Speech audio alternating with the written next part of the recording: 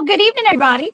It's the Cryptid Huntress. I'm Jessica Jones. Thank you guys so much for being here tonight and spending your, what is this, Saturday with us over here at the Cryptid Huntress channel. I have a real treat for us tonight. I have my good friend, Darrell Denton, here in the studio tonight. You guys probably know Daryl. He has a really awesome Facebook group called Bigfoot Believers and Other Creatures. And we're going to talk about that a little bit tonight. And he's also a fantastic cryptid field researcher. I got to hang out with Daryl at the 2024, it was this year, I guess, Georgia Bigfoot Conference. He and Ron Morehead rode in together. And gosh, it was so great meeting him. And he's a wonderful guy. And we're going to talk about some of the encounters that he's had that we didn't get to the last time I had him on my show. Now, I did have him on at Spaced Out Radio over a year ago, probably almost 2 years ago. It was close to 2 years. And I cannot believe I have not had him back on here. That's my fault, y'all. I apologize, but we're going to wake up for it tonight, I promise. We're going to get in to those encounters that he's had that we left off of the last show. We left on a cliffhanger. All right, so we're gonna do that. Also, he is really active at the Land Between the Lakes, doing research there with guys like Martin Groves and Martin Nunley and Ron Morehead and all that crowd. I bet Cryptoville's been in there too. I know Cryptoville's probably in the chat tonight. And so, yeah, we're gonna hear all about it tonight. So you guys get ready, go get your popcorn, and buckle up, buttercups. We're going in for a wild ride tonight. It's going to be so much fun. So if you guys would like to get any information on me, get in touch with me, whatever y'all need, please go to my website. That's thecryptidhuntress.com, the one-stop shop for all your Cryptid Huntress needs, including the archives of all of my shows. You guys also can, of course, go to YouTube, Rumble. My shows are all there. We're broadcasting live tonight on Facebook, YouTube, and Twitch. Okay, so I'm now on Twitch. You guys go follow me over there. I don't even know how that works. I'm brand new to it, but I am over there. Should be broadcasting live right now. Also, I have a Patreon if you guys would like to support my work. That's the Cryptid Huntress over on Patreon. Thank you to all of my members. I love you guys. Y'all are the best. Also, I do have a channel membership as well with exclusive content. I'll be putting a new video up probably tomorrow for my members over there too. So if you'd like to join the channel, it's called the Hunt Club. Okay, so thanks to all my members there. Also, oops, my dog's scratching. I'm not having an earthquake. Sorry, y'all. My camera was shaking. I do have a shop on Etsy. It's called War Woman Goods, where I do sell fantastic vintage jewelry and other goods like vintage Harley Davidson stuff, like shirts and sweatshirts and stuff. So go check that out if you guys need something to buy somebody for Christmas. I would appreciate it. And you get free merch with every purchase from yours truly, the Cryptid Huntress, in all the packages. Okay, let's not waste any time because we ran out of time last time with Daryl on Spaced Out Radio. But see, here on my channel, we don't have time constraints. We can talk all night if we wanted to. We won't talk all night. We're not going to keep y'all here all night. So let's get to it.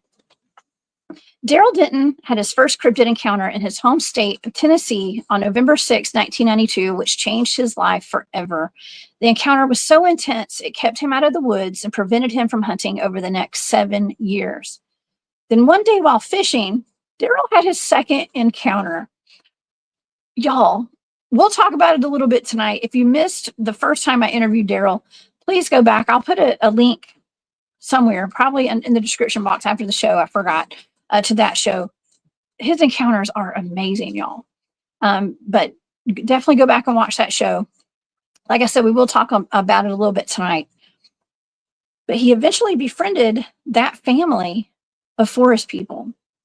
He befriended another family of forest people, which are Sasquatch, aka Bigfoot, in 2018. But some members of that clan followed him home and terrorized him and his farm for the next 4 months. Daryl conducts field research currently, mostly at the Land Between the Lakes, and he runs the Bigfoot Believers and Other Creatures Facebook page. It's one of the fastest growing and best Facebook pages for Bigfoots, okay, Bigfoot groups. And I am personally honored to have been voted as one of the top researchers to go on their calendar. I'm a calendar girl now with their group. So please, y'all, help me welcome to the show our good friend, Mr. Darrell Denton. Hey, Daryl. Hey, Jessica, I'm honored to be on here, and congratulations. We got almost 50,000 members in our private group, and there was you were one of the top vote getters. We had the top 12 females and the top 12 males, and you got up there and you made the calendar. Congratulations, well deserved, because you're not only a great podcaster, you do a fantastic job on your research. And I was actually so honored to finally meet you in March this year when Ron and I were together at the Georgia conference. I always enjoyed being on your show and talking with you regularly, and it was just fantastic to meet you. And thanks for having me tonight. Oh, thank you, Daryl. That is so sweet of you. I was flabbergasted. I was almost shocked. I was like, wow, I made the top 12 there on the calendar, on the women's category. I think you guys were doing like men and women, and I'm so excited. Thank you. Right, the top 12 men and the top 12 ladies, and it was pretty close down toward the bottom. There was just a small number of votes. I was honored to be voted in, and we have a real good calendar, and still working on trying to get the printing done on it. It's been quite a bit of work. I've never done one before, but it's going to be nice when we get it finished. I can't wait. And yes, we're going to be wearing clothes, y'all. Okay, in these calendars. I know I can feel some dirty minds in here tonight. Okay. Yes, I'm a calendar girl. It's okay. Anyways, it's Bigfoot appropriate, right? Bigfoot appropriate. Exactly right. There won't be anything that PG won't work for. PG, y'all. Okay. I'm so excited though. And Daryl, you did mention that we got to hang out at the Georgia Bigfoot conference this past year. Me and you came up with Ron Morehead. What a treat. What a treat to get to hang out with y'all. Ron has been just a great friend to me, and I traveled quite a bit this year across different states. I actually spoke at 12 conferences this year, and I was with Ron for I guess we were together about 10 days. That particular shot there was when we came to the Georgia conference and met with you, and Ron spoke at that one. I just kind of helped him out at that particular conference and had a blast meeting you. We both did. Oh my gosh, thank you. You know what I did notice about you? You are very tall. Okay, you're almost as tall as these Bigfoots I'm chasing. All right. People joke about me being tall, and I'm not even tall. I look really short compared to you, actually, in this picture. Well, I've shrunk a little bit over the years because I'm starting to get a little older. But I'm about 6'5" now. And I'm actually one of the shorter people in my family. My little brother's 6'7", so. But I'm probably the shorter one when it comes to the men. My dad is real close to my height. But. Oh, well, it was awesome getting to hang out with you, and and I know we didn't even really get a chance to talk. The last time I had you on my show at Spaced Out Radio, we didn't really talk a whole lot about your actual field research that you do, because we were so busy talking about your encounters. You've had some of the most fantastic encounters. I never even got to the encounters of the scary encounters you've had. Well, my first encounter literally scared me to death. I had nightmares and everything for roughly about 6.5, 7 years. I didn't go into woods at all it was late '99 when I went into the woods for the first time, and I was fishing then. I wasn't hunting, but that was probably the most life-changing thing I've ever been through.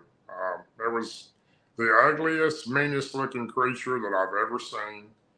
And my grandfather knew what it was. He called it a wood booger, and I'd never heard of a wood booger. I don't say I didn't believe in Bigfoot, but I didn't think they were in Tennessee. I thought they were further out in the Pacific Northwest, maybe Washington, California, Oregon, that area. But I was kind of shocked, and it took me a long time to get over. I don't think I ever would have got over it if I hadn't had my second encounter on the river.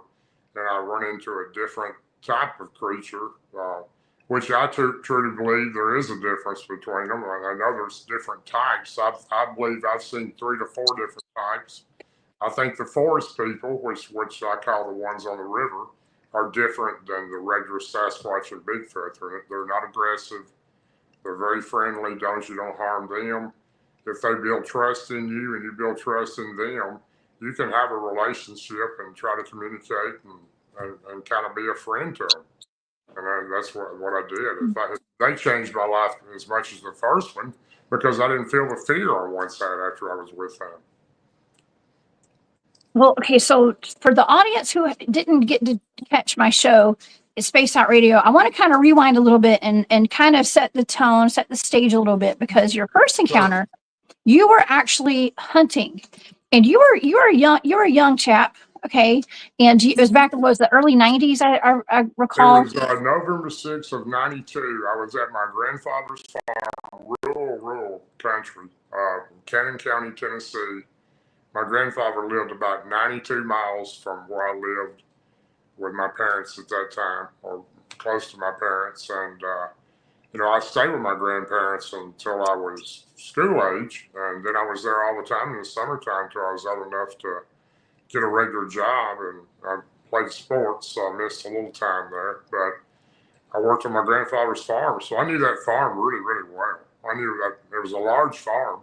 It was very rural, and he had other adjoining neighbors next to him that were out in the country. And we're probably half a mile, or probably closer to a mile to the nearest house next to where my grandfather lived. So, it's deeply remote, and I'd never been that far back in the woods that particular day. My grandfather had told me to go that far in, I would probably get a bigger trophy buck. And I was there for about the 5th or 6th year with 3 of my friends, Cody, Scott, and Jason. We had hunted up there I took my camper, I had a 38-foot camper pulled behind my truck, parked next to my grandfather's barn, of course, hooked it up to electricity to his barn, and got all set up. And we had ATVs. We all had a 4-wheeler that they pulled behind me in a truck trailer take the 4-wheelers and go up there with us too. And we all had stands built in the woods and different directions, and then we had carry stands too.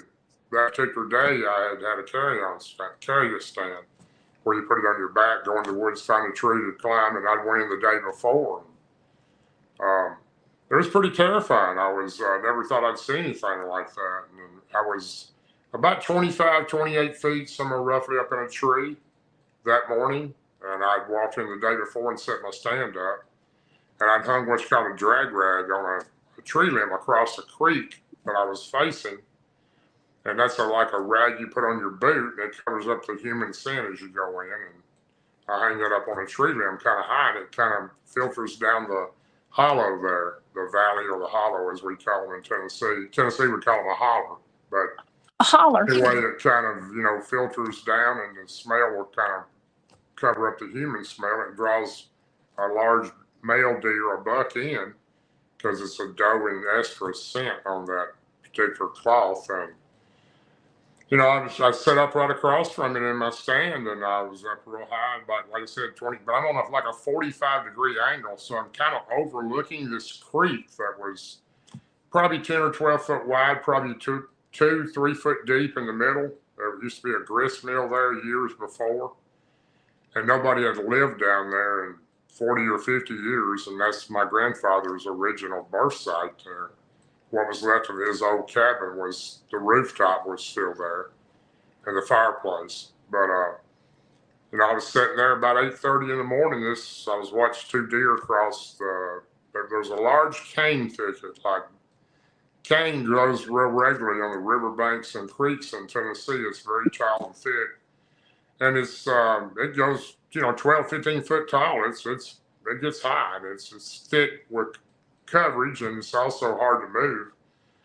And I watched 3 deer come to the left of me, somewhere in that cane thicket area, and they crossed the creek, went up on a game trail on the other side of the creek, and I've been watching them probably 25, 30 minutes, and then all of a sudden they froze. They were looking right in the direction to the left of me. I couldn't see what they were looking at. I'm thinking it's a large buck or a large male, but they seemed a little spooked, and the female large doe, and she had what I believe to be 2 yearlings with her.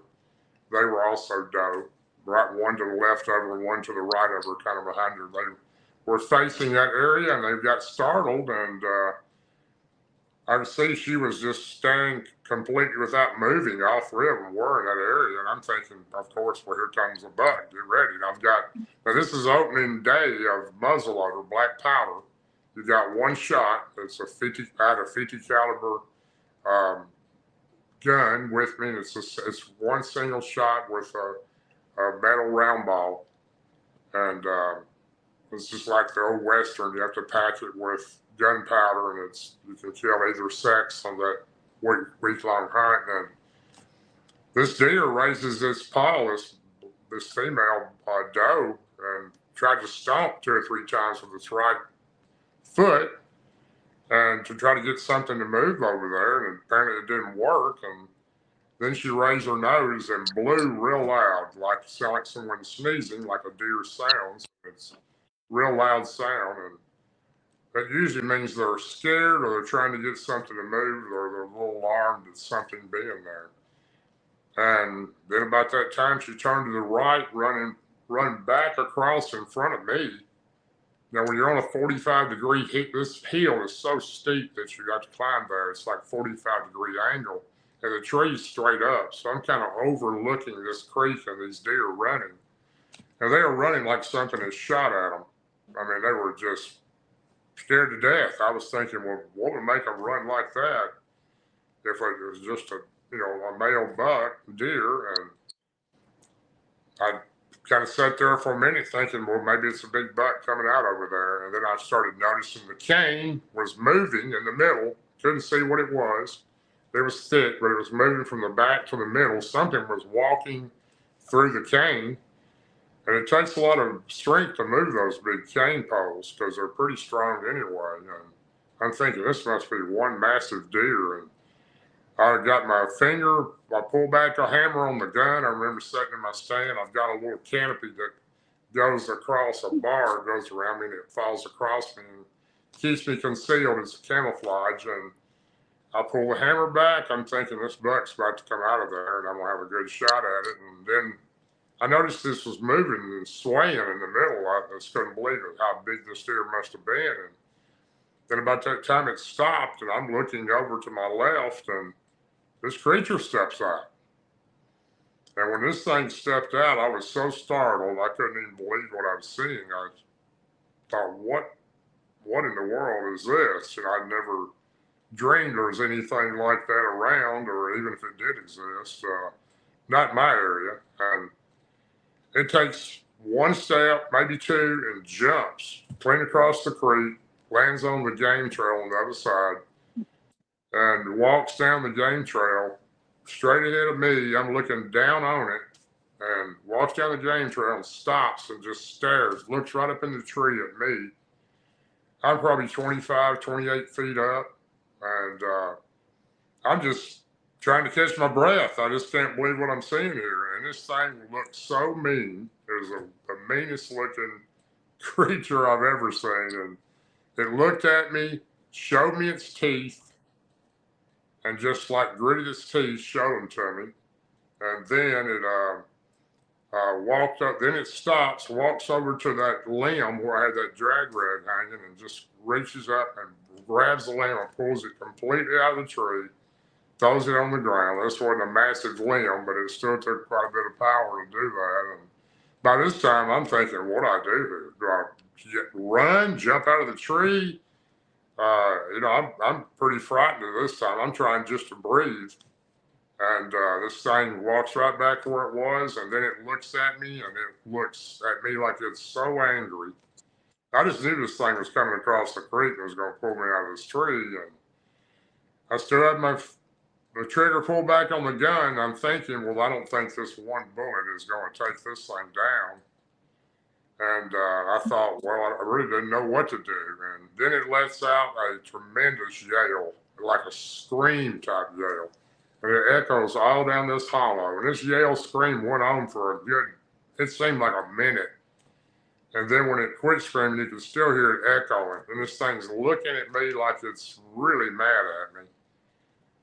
And I'm thinking, well, this is it. This thing's coming across. I might as well just get ready because it's going to pull me out of this tree. And Then all of a sudden it turned and walked the opposite direction. It stopped one time, turning to look back at me, looked right at me.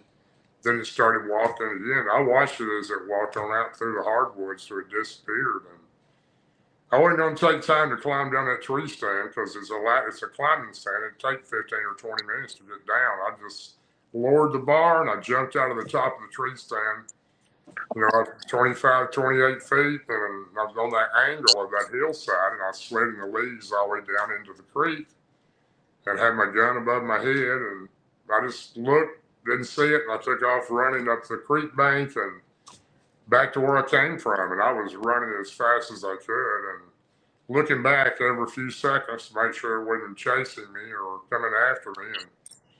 And after I crossed the first hill, going up the second hill, I looked back and it was standing on top of the hill looking at me. And that just really kicked in my adrenaline because I thought, well, this thing's coming. And I just took off, did it all I could to climb the rest of that hill. And it may have been a different one. Probably wasn't the same one. It may have been another one. It looked like that one. Because I know now there's usually several of them together. They usually don't run around together. I mean, by themselves. So, but anyway, I ran all the way back to my grandfather's house and I went in and sat down and I was I couldn't breathe. I was just out of breath. I'd run up these three big hills that were a good 100 yards to the top of each one of them and coming down them. And I sat down in behind my grandfather's big wood burning stove in the middle of the living area, and I sat in the corner and I was just trying to get my breath, and my granddad just kept looking at me and he said, "Boy, you okay?" He always called me boy, he never called me by my name. And he says, "Look like you've seen a ghost, boy. Are you okay?" And I still couldn't talk. I was trying to get my breath. I got up and looked out the window, the back door, to make sure this thing wasn't coming. Finally got my breath and told him, I said, "Granddad, I seen a monster in the woods." He said, "A monster? What are you talking about? There ain't no monsters." And I said, "Well, I can tell you what I seen was a monster." So I explained to him what it looked like and how mean it was. He goes, "Oh, you seen a wood booger?" And I said, "A wood booger?" I said, "I've been on this farm most of my life. You've never mentioned anything about any wood booger." And he said, "Well, it's what the old people," which he referred to his parents and grandparents and aunts and uncles as the old people. That's what they called them. And he said, "I've seen four in my lifetime. I've been working in the pasture one day plowing and look up and one of them standing at the fence just watching me." He said, "I've heard them a lot more than that. In the wintertime, they come to the chicken coop, they get hungry, and they'll take 3 or 4 chickens and they'll leave a little pile of sticks and rocks and like they're paying for it." He said they're real intelligent and they don't harm you if you don't harm them, but they're real territorial. They don't like you in their area. I should have thought about it, but I didn't think about them being there. But it's a good spot for them to be because nobody's probably been in there in 50 years. So that was pretty much my first encounter. It didn't end there because I was pretty much terrified. I tried to tell my friends what I'd seen, and they thought, "Well, did you have something to drink last night?" In that day and time, there wasn't any podcasts, and there wasn't any groups, and there wasn't anybody you could talk to about things like that. And at that particular time, they got elected as a commissioner. So I wasn't a mayor yet. I did 20 or 24 years as mayor, but That's something that I don't mean to interrupt. That's something we didn't mention to the audience before we went live or when we went live tonight. You're actually a former mayor of a town in Tennessee. That's huge. It was just a little small town that I kind of almost grew up in, and I knew most of them. Don't pay attention to the dogs barking in. But I was involved in that for quite a long time. I never lost an election. I was very fortunate. I was good to the people, and they paid me back by voting me in. But I think I ran 7 times for all of it. And anyway, yeah, it was a good experience. I enjoyed it. The people loved me, and I loved them. You've always got some people that don't like you, but my best friend. My best friend at that time, it was Martin Groves. He was one of my best friends, and we've been best friends for over 43 years. And he was a chief deputy sheriff, and it was only about 4 months, maybe 5, right after my encounter, I went to lunch with Martin and talked to him about it and what had happened to me, and couldn't tell just everybody. Somebody you really trusted knew that had your back, and Martin's always had my back. So it wasn't but 4 or 5 months he had his encounter in the LBL when the Dogman tried to attack him and his partner and kill him. And it really turned into conversations because he was scared to death. He had PTSD. I still think all the way up to 2022 when he actually told the story the first time to a public audience, and that was at the Dogman conference in Paris Landing, Tennessee. Yeah, I remember that. I remember that. Well, I'm glad that you guys had each other to talk to about these encounters. Well, You we're definitely have that in common. real lucky, Jessica, really were, because like I said, I didn't have anybody I could talk to at that particular time. It's a lot different now, but it's a little more accepting. You still got those people that may not believe it or believe in them, but at least don't look at it like you're just making up something or a lie or you're crazy or, most everybody, when I used to tell them what I'd seen, every time it was always, well, you seen a bear. Well, it wasn't a bear. I've seen so many of them by now that they weren't all bears. So, but anyway, that's just what normal people do. Your mind, it's hard for people's minds to wrap around that. It is. And I wanted to ask you, because I'm really curious, what did that, well, you call them forest people now, but what did that creature look like? Was it on this chart? Could you kind of compare it to something that's on this chart tonight? Well, the wood booger looks like the one in the bottom left-hand corner. Except it did not have red eyes. It had black eyes. Black eyes. Wow. So super dark, kind of more primate. One side of its mouth was kind of uncontortioned. It looked kind of like it was deformed on the right side of its mouth. It was just the meanest, ugliest looking thing I've still ever seen. So the ones I've seen on the river look nothing like that one. I've never seen what my granddad called another wood booger since then. So, and the ones I've seen on the river really doesn't look like any of the other ones either. They look more like the Patterson Gimlin type. Like Patty like Patty did, yes.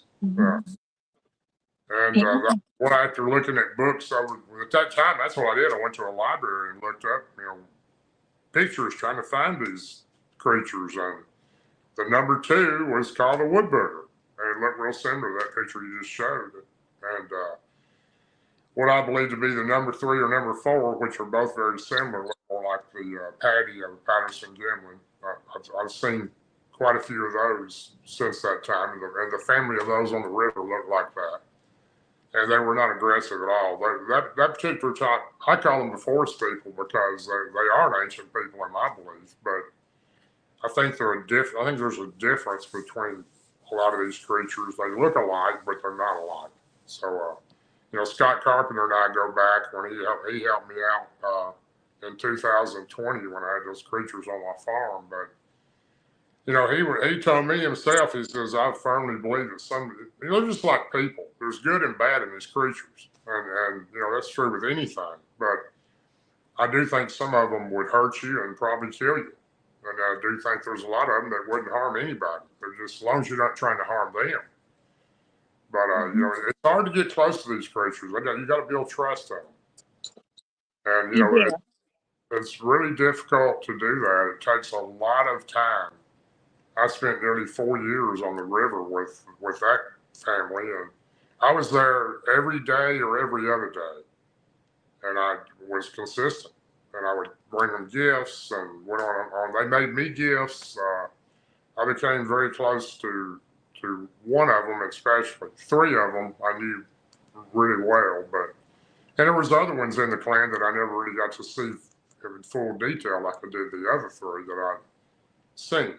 But well, I wanted to tell the audience a little bit, give a little overview of that, because you had gone fishing at a water treatment facility. You had some friends that were there on a creek, I think, or a river, and your minnow bucket started going missing. I love this story. Is one of my all-time favorites, from the minnow buckets to the whistles in the trees. It was really, of course, I didn't hunt in the woods.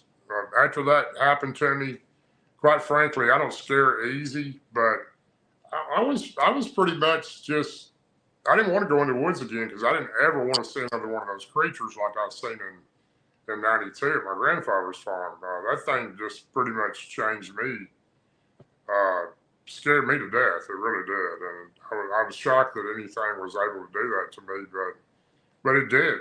And but anyway, the creatures on the river, it's an old plant of something. It's either a water treatment or a sewer treatment. I'm not sure which one it is, but it's between Nashville and Ashland City, Tennessee, which is Cheatham County. It's in that area. And I never give the full detail locations on my areas, but it's been there a long time. And how I knew about it, I had two friends of mine that I went to high school with.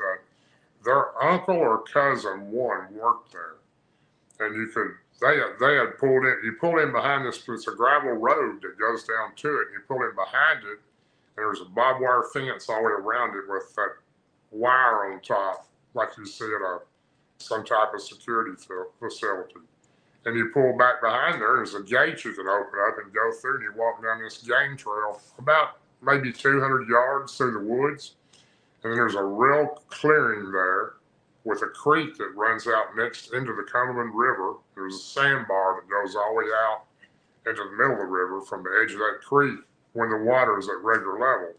And you can walk out on that a ways, retrieve your fish if you're fishing from the bank. And I've been down there the first time I went, and it was somewhere around February or March of 99 when I was down there, and was just going down to go fishing, and went down. I caught a fish, and the root system hangs out. The tree roots hang out of the bank of the river from where I'm sitting. It's maybe 10 foot to the water straight down. And there's a tree there. I'd put my 5-gallon bucket up against it, and I'd sit on the bucket, lean against the tree, and put my poles out and fish. And when you catch a fish, you have to go down to the right, walk down off that sandbar, and reel your fish in. Because if you try to reel it up, you'll get hung up in the roots and everything from where they're sticking out of exposed from the bank of the river. So that's what I did. And I caught a couple of fish and put them on the stringer and came up and sat down and looked over to the left to get minnows, and there was no minnow bucket. And I what, back in my minnow bucket, because it was a nice sunny day. It was cold. Well, it wasn't cold. It was in the low 40s. But it was a good clear day. And I looked everywhere for the bucket. I couldn't find it. Couldn't figure out what happened to it. And really kind of baffled on what could have happened. So, of course, I didn't have any minnows and no artificial bait. So I packed up one on the left and came back the next weekend, brought minnow bucket again, and same situation. Started fishing, and I don't even think I just caught one fish, or might not have. Yeah, I did catch one fish because I went down and put it on a stringer. Same type situation, except this day it had been raining that week, and the water was up higher than normal, and you couldn't walk out on the sandbar. You had to just reel it up from the bank and try to keep it out of the root system there from being tangled up. And came back up and sat down on my bucket and reached over to get a minnow, and my minnow bucket's gone again. So I'm starting to think, well, there's somebody in here stealing my minnow bucket. Somebody's playing a joke, or there's somebody living down here on the river. And this is a pretty remote area. You really wouldn't even know how to get back there if you didn't work at this plant or have communication with somebody that did. I've never seen anybody else fishing back there but me and my two friends that I've ever seen. And I was kind of couldn't figure out what happened to my bucket. It was kind of a windy day, and it had been raining. I looked down to make sure it hadn't fallen in the river, the wind blew it or something, and I never did find it. Couldn't figure out what happened to it. So packed up again, went on, and it was either the next week or the week after that. I can't remember which one it was, but this time I got another minnow bucket, a styrofoam bucket with a metal handle. I tied a rope on the handle, a little small thin rope, and I tied it, and the rope was probably about 15 or 20 foot long. And when I walked in with all my gear, I tied the rope around the tree, and it was tied to the handle, and I thought, well, whatever, they're not going to get my minnow bucket this time. I carried my 410 shotgun with me, so I was prepared in case somebody was trying to steal from me. And anyway, same situation, went down and caught a couple fish. I think I had 2 or 3 fish on that day. It was back normal conditions. I could walk down the sandbar, a little bit warmer, just a beautiful day. And came back up and sit down on the bucket and reached over to get, well, before I got to the bucket, I looked to the right and I could see the rope stretched from the tree down to where that game trail went into some kudzu. And kudzu is this real thick vine looking stuff that grows on the riverbank in certain areas. And it's so thick, it's hard to see through. You would have to crawl up in there. Anyway, it was stretched down to that game trail where it went through that kudzu, and you had to bend down almost on your knees to get through there, that part of the game trail. I'd never been back in there before. As far as I went was where I was at. And I seen the bucket over there, so I got down on my knees and went over to the bucket. And when I got to the bucket, the lid was off. All the water had sloshed on the trail, and it was muddy through there anyway. And there was 1 minnow in the bucket, and I'd had like 5 dozen probably in there. And You can't. That's crazy. It only had one. Do you think it was eating the minnows? I guess. Apparently they were. You know, I think that's what they were doing, eating the minnows. And so when I got in there to reach my bucket, I looked up to the left, and there's a minnow bucket laying in that kudzu up to the left, and a little further up to the right, a little further, I could see the top of another minnow bucket. So I'm thinking, well, there's my 2 minnow buckets that I lost. And I reached down to pick up my bucket with 1 minnow in it, and right next to the bucket was a footprint, a muddy footprint, wet muddy footprint. And I looked at the footprint and I thought, well, who in the world would be down here, you know, in March, cold, 40-something degree weather, barefooted? And I got to looking at the print and looking at it, and I thought, oh no, not one of these creatures again, because I do not want to. I didn't come down here to run into one of these things again. So I started thinking that's probably what it was. So I went back and sat down next to my tree. My shotgun was to my right, and I just went and put all my equipment back out, my rod and reel, like I was fishing, but I really wasn't fishing. I was kind of looking to the left out of my peripheral vision, trying to see what this was. And I was a little bit nervous and I was a little bit frightened, but I had to find out if it's what I thought it was. And after maybe an hour or two, I seen this little creature. He was holding on to a tree. He would lean over and look right where the minnow bucket had been sitting, and he was looking at me. And I said, oh no, it's one of them things again. But this didn't look like the woodbugger at all. It looked completely different. And it was a younger one. It turned out to be a female. And at that time, she was probably 5 or 5.5 foot tall. And by the time it was over, she was probably a bit taller than that. She became a really close friend to me. And but anyway, I started going down there.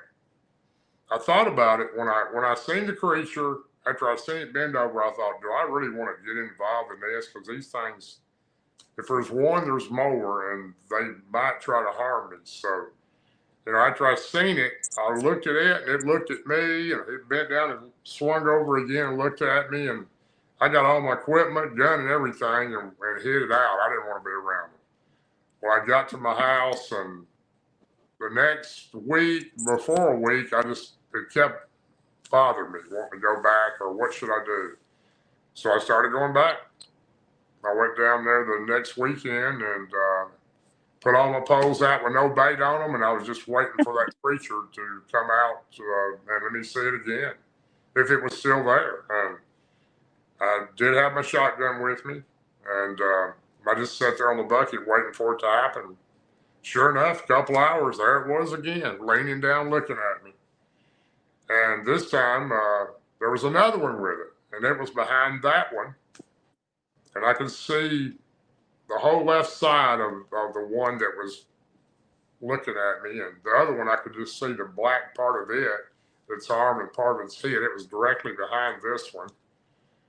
And I started trying to communicate with them, and they were I'd say something, they'd back up and kind of hide. I didn't see them, and they didn't know me, I didn't know them, but I didn't feel frightened of these creatures. They weren't aggressive like the first one that I had an encounter with, and they didn't seem like they were going to hurt me, and I could hear other ones in there. I could hear them moving around in there. It wasn't just these two, there were other ones. And, I did a lot with those creatures. I started going down there every day or every other day, and I'd stay 2 or 3 hours with them, and I'd try to communicate with them. I'd take them different foods. Before I never even heard of gifting at this time, but that's what they call it now. And took them all kinds of different foods, and I found out what they did like and what they didn't like. And I even built a little wooden square box, and I put it up in the tree I was laying against, and a fork, and nailed it in. And I'd put their gifts up there. I'd bring, I found out their favorite food was cantaloupe. They loved it. They love cooked bacon. Who doesn't? Cooked bacon. Everybody likes bacon. Yep, they love cooked bacon. But they don't eat. They don't want it thrown on the ground. They want you to put it on a dish, clean, where they can eat it. And they really love bread products. They love jelly-filled donuts. They love those. So I started going down and taking them stuff, and they made me stuff. They made me a old cardboard milk carton that had been in the river probably through the long time, because one time it was red and white, and when they gave it to me, it was pink and white. It faded out, and they stuck sticks through all 4 sides of it, and where the sticks come out of all 4 sides, they formed an X on all 4 square of the box of the milk carton, and with a little vine wrapped around it. That was probably my favorite gift they made me. And do you have that gift today? Do you still have it? I do still have that somewhere in my garage.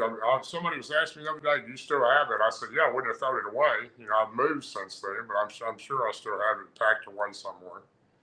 But yeah, it was, and they brought me little stick things they would make and put next to the tree, and all kinds of small things. That was the weirdest thing they brought me was a couple of dead fish.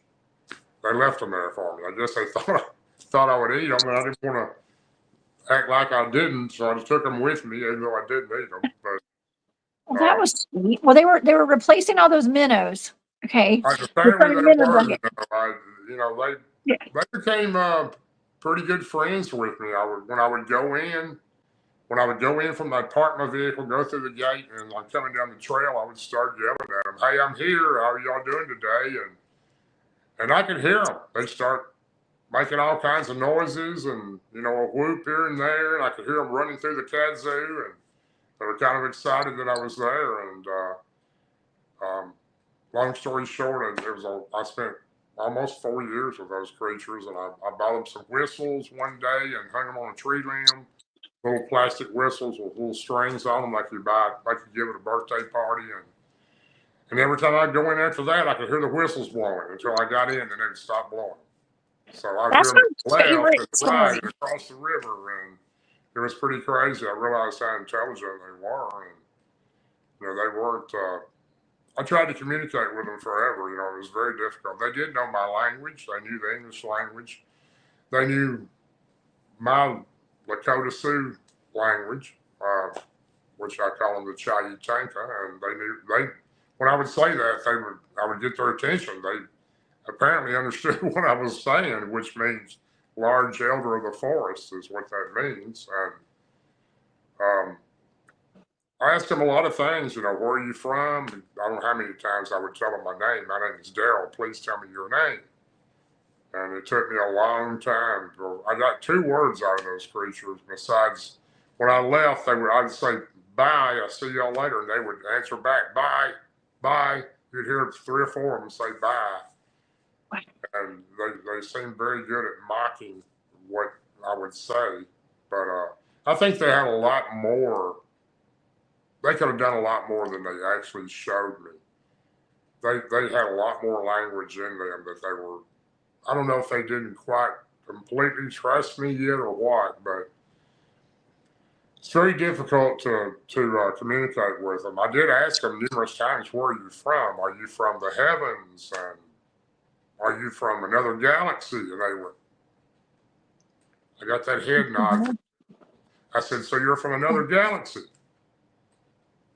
And that was the female, which was about 5.5 feet when I first started going there. And there was there was a male behind her that was about the same size. And then there was a larger one behind them that was about 7 foot tall. I became pretty friendly with. He actually kind of liked me. I kind of got along with him pretty good. He was kind of the watcher. He watched over them. I may have been a big brother. I'm not sure. I always thought that he was. But we went through a lot there, a lot of different things. They actually did touch my shoe. The female reached out and touched my shoe. I touched her finger from finger to finger. And that's about the only contact that I had was that. And that took a long time when I stuck my hand out and she reached out and touched my finger. And, I did everything I could to try to communicate with them. They do have their own language. They do know what our language is. They knew what words were. And they're very intelligent. They're not an ape. I know a lot of people seem to think they are, but they're not. They're super intelligent. I think there's a lot more available knowledge I would like to got out of them. I just wish I'd have had more time with them. I would have still been going there today if something had happened to them because, they were excited to see me. I was excited to see them. They were really like my friends. I actually camped out in there with them next to the tree in my sleeping bag. And they were over, 20 foot away in the kudzu sleeping. At night, they would look over at me to see if I was sleeping. And I had a little fire going. And I never had any issues out of them. They never were aggressive with me. Wow, Daryl, this is just amazing and fantastic. While when you were talking about their language and them speaking to you, I could only think about the conversations that you and Ronald Morehead have had, hanging out together and talking. Go ahead, Jessica. I'm sorry. Oh no! Well, I was thinking the first Bigfoot conference that I ever attended after I started doing Bigfoot field research was in 2012, and it was in North Georgia. And I got to meet Ron Morehead and R. Scott Nelson together, and Jim Vieira, and the head of my Bigfoot team all spoke at this conference. And so I got to meet them and see their presentations together. And that was the first time I met Ron. And it was Ron is just a walking book of knowledge. He truly is. Mm-hmm. I have so much respect for him as a friend and a researcher, and he and I have actually talked and I talk to him nearly every day or get a message from him one. And he just has so much knowledge. It's amazing, and if anybody if you want to understand what these creatures have, what a lot of people say they're paranormal, the creatures I was around were flesh and blood creatures. I do think they have a higher energy than we do. I know they do, which they can elevate, which I believe they can possibly transform themselves. I believe they can go into orbs, and I believe they can change into I think the higher energy will take them into maybe even a different dimension where we can't see them. Now, I've never seen one cloak or go interdimensional right in front of me, but I have seen one of those creatures walk behind a tree and it didn't come out anywhere. I don't know where it went, but I do believe that. Ron believes they're very capable of special abilities that they have, and the higher vibration frequency. Einstein talked about that. The higher vibration it makes a big difference in the movement of the energy of what you can matter will change. And the quantum book that Ron wrote, it's called Quantum Bigfoot. I've read it 4 times, and every time I read it, I learn a little more from it. But if you want to understand what these creatures are capable of, get that book from Ron. Pick you up one or write him or message him, and he'll sign you one and send it to you and let you pay him. It's a fantastic book to understand the abilities these creatures have. The best Bigfoot book that you can purchase. If anybody wants to know my thoughts on Bigfoot, read Quantum Bigfoot, because he he dictates my thoughts in that book. Okay. 100%. Yeah. 100% I agree, Jessica. Like I said, I've Yeah. read it 4 times. Every time I read it, I gain a little bit of more knowledge. I missed something that I picked up on it, but it's an Yeah. amazing book. It's amazing. And also, okay, so the part about R. Scott Nelson kind of came into the picture back after Ron had he had recorded the Sierra sounds. And at some point, I don't think that Ron knew, Ron Morehead didn't know Scott Nelson at all. And then Scott was like a linguist with the Navy or something, like some Right, kind that's of, correct. Yeah, Scott's a brilliant man. Yeah. yeah. And he actually, his son was doing some kind of a project with his language class or something. It's been an English class. And so they were trying to figure out if animals had a language, and what kind of language they had, if I remember correctly. And so I guess Scott Nelson, his son said, "Well, Dad, do Bigfoots have a language?" And he was like, "I don't know. Let's see if we can find some Bigfoot sounds online." I don't even know if it was online. It was somewhere, and they found Ron Morehead's Sierra sounds. And Scott Nelson started noticing right away that they had like phonemes, and it was almost like a language of its own, but it was different languages combined, like archaic Japanese and German and English and Right. Spanish and like dialects of Native American, languages. I have heard in different areas, not just the area on the river that I was around for almost 4 years. I've been in the Blue Ridge Mountains of Virginia a couple times by myself, and I won't do that again. I used to go by myself quite a bit, but I was in there for 6 or 7 days. I got lost in there for 2, but I found my way out, thank goodness. But these creatures are, people. I thought it was quite funny. I was at a conference last year that I was actually speaking at, and I don't mind. A pretty famous scientist that we all know that talks about Bigfoot that's done a whole lot to prove the existence of them. But his theory is still they're in the ape family. And of course, I strongly disagree with that. And I respect anybody's belief on how they want to believe. I don't have a problem with that. It's just not my belief that that's what they are at all. But I heard a statement that there might be, from this gentleman at the conference, there might be 4,000 of these creatures in the United States. And I literally couldn't help it. I didn't want to be disrespectful. I started laughing because I believe there might be 4,000 in Middle Tennessee. Right. So yes. I don't agree. understand, how there's so many, why there's so many, but they seem to be a whole lot. And the thing about it is, after you first see one, for some reason, they find you. I don't know how that works, but it has for me. And not all of them are friendly to that. I'm not one to sit here and tell you that, it's just, you don't know all these creatures, and you need to, don't go, whatever you do, don't go out in the woods and stay 3 or 4 nights by yourself. Take somebody with you, because it's really not safe to do that anymore. I've been pretty fortunate. Something didn't happen to me, and when you go, try to take you, if you're going to go anywhere close to by yourself on there, go carry a personal beacon. Yes. And personal protection, if you know what I mean. Exactly. Okay. Personal protection. And sometimes Listen, I'm pro personal protection. I definitely like to carry my personal protection, but it's a little bit difficult to do in the LBL where we tend to go. Can't carry any type of weapon in there. Oh, well, okay. Well, so you do a lot of boots on the ground field research too. I want to get to that tonight, but before we get to that, I wanted to hear about your encounter, because you had a personal relationship with the forest people that you just told us about. But then at some point you befriended, because that group kind of went away when they went in and they leveled out. They did some renovations there.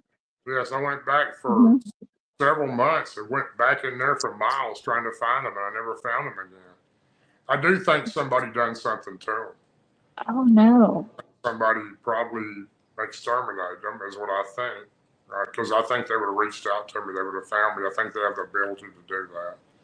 But I mean, I don't have any evidence of that. But I think that's probably maybe what had happened, because I think they probably exposed themselves when those people came in to level that off, and they probably thought maybe it was me or someone coming in that was trustworthy, and they probably called the authorities in there and they did something to them. Of course, somebody being frightened of them, because one of my friends that went in there with me, the only person I ever took in there with me, when he knew I was honest and he went in with me, he had no idea that what he was about to see. But after he seen one of them, he immediately jumped up and ran all the way back to my truck and wouldn't get out. And he never wanted to go back again. He was just scared him to death. He didn't want to be around those creatures. So, it's not for everybody. But these creatures just have abilities. They really do. And they can sense your intentions, and they know if you're there for a good reason. Yeah, it's not for everybody.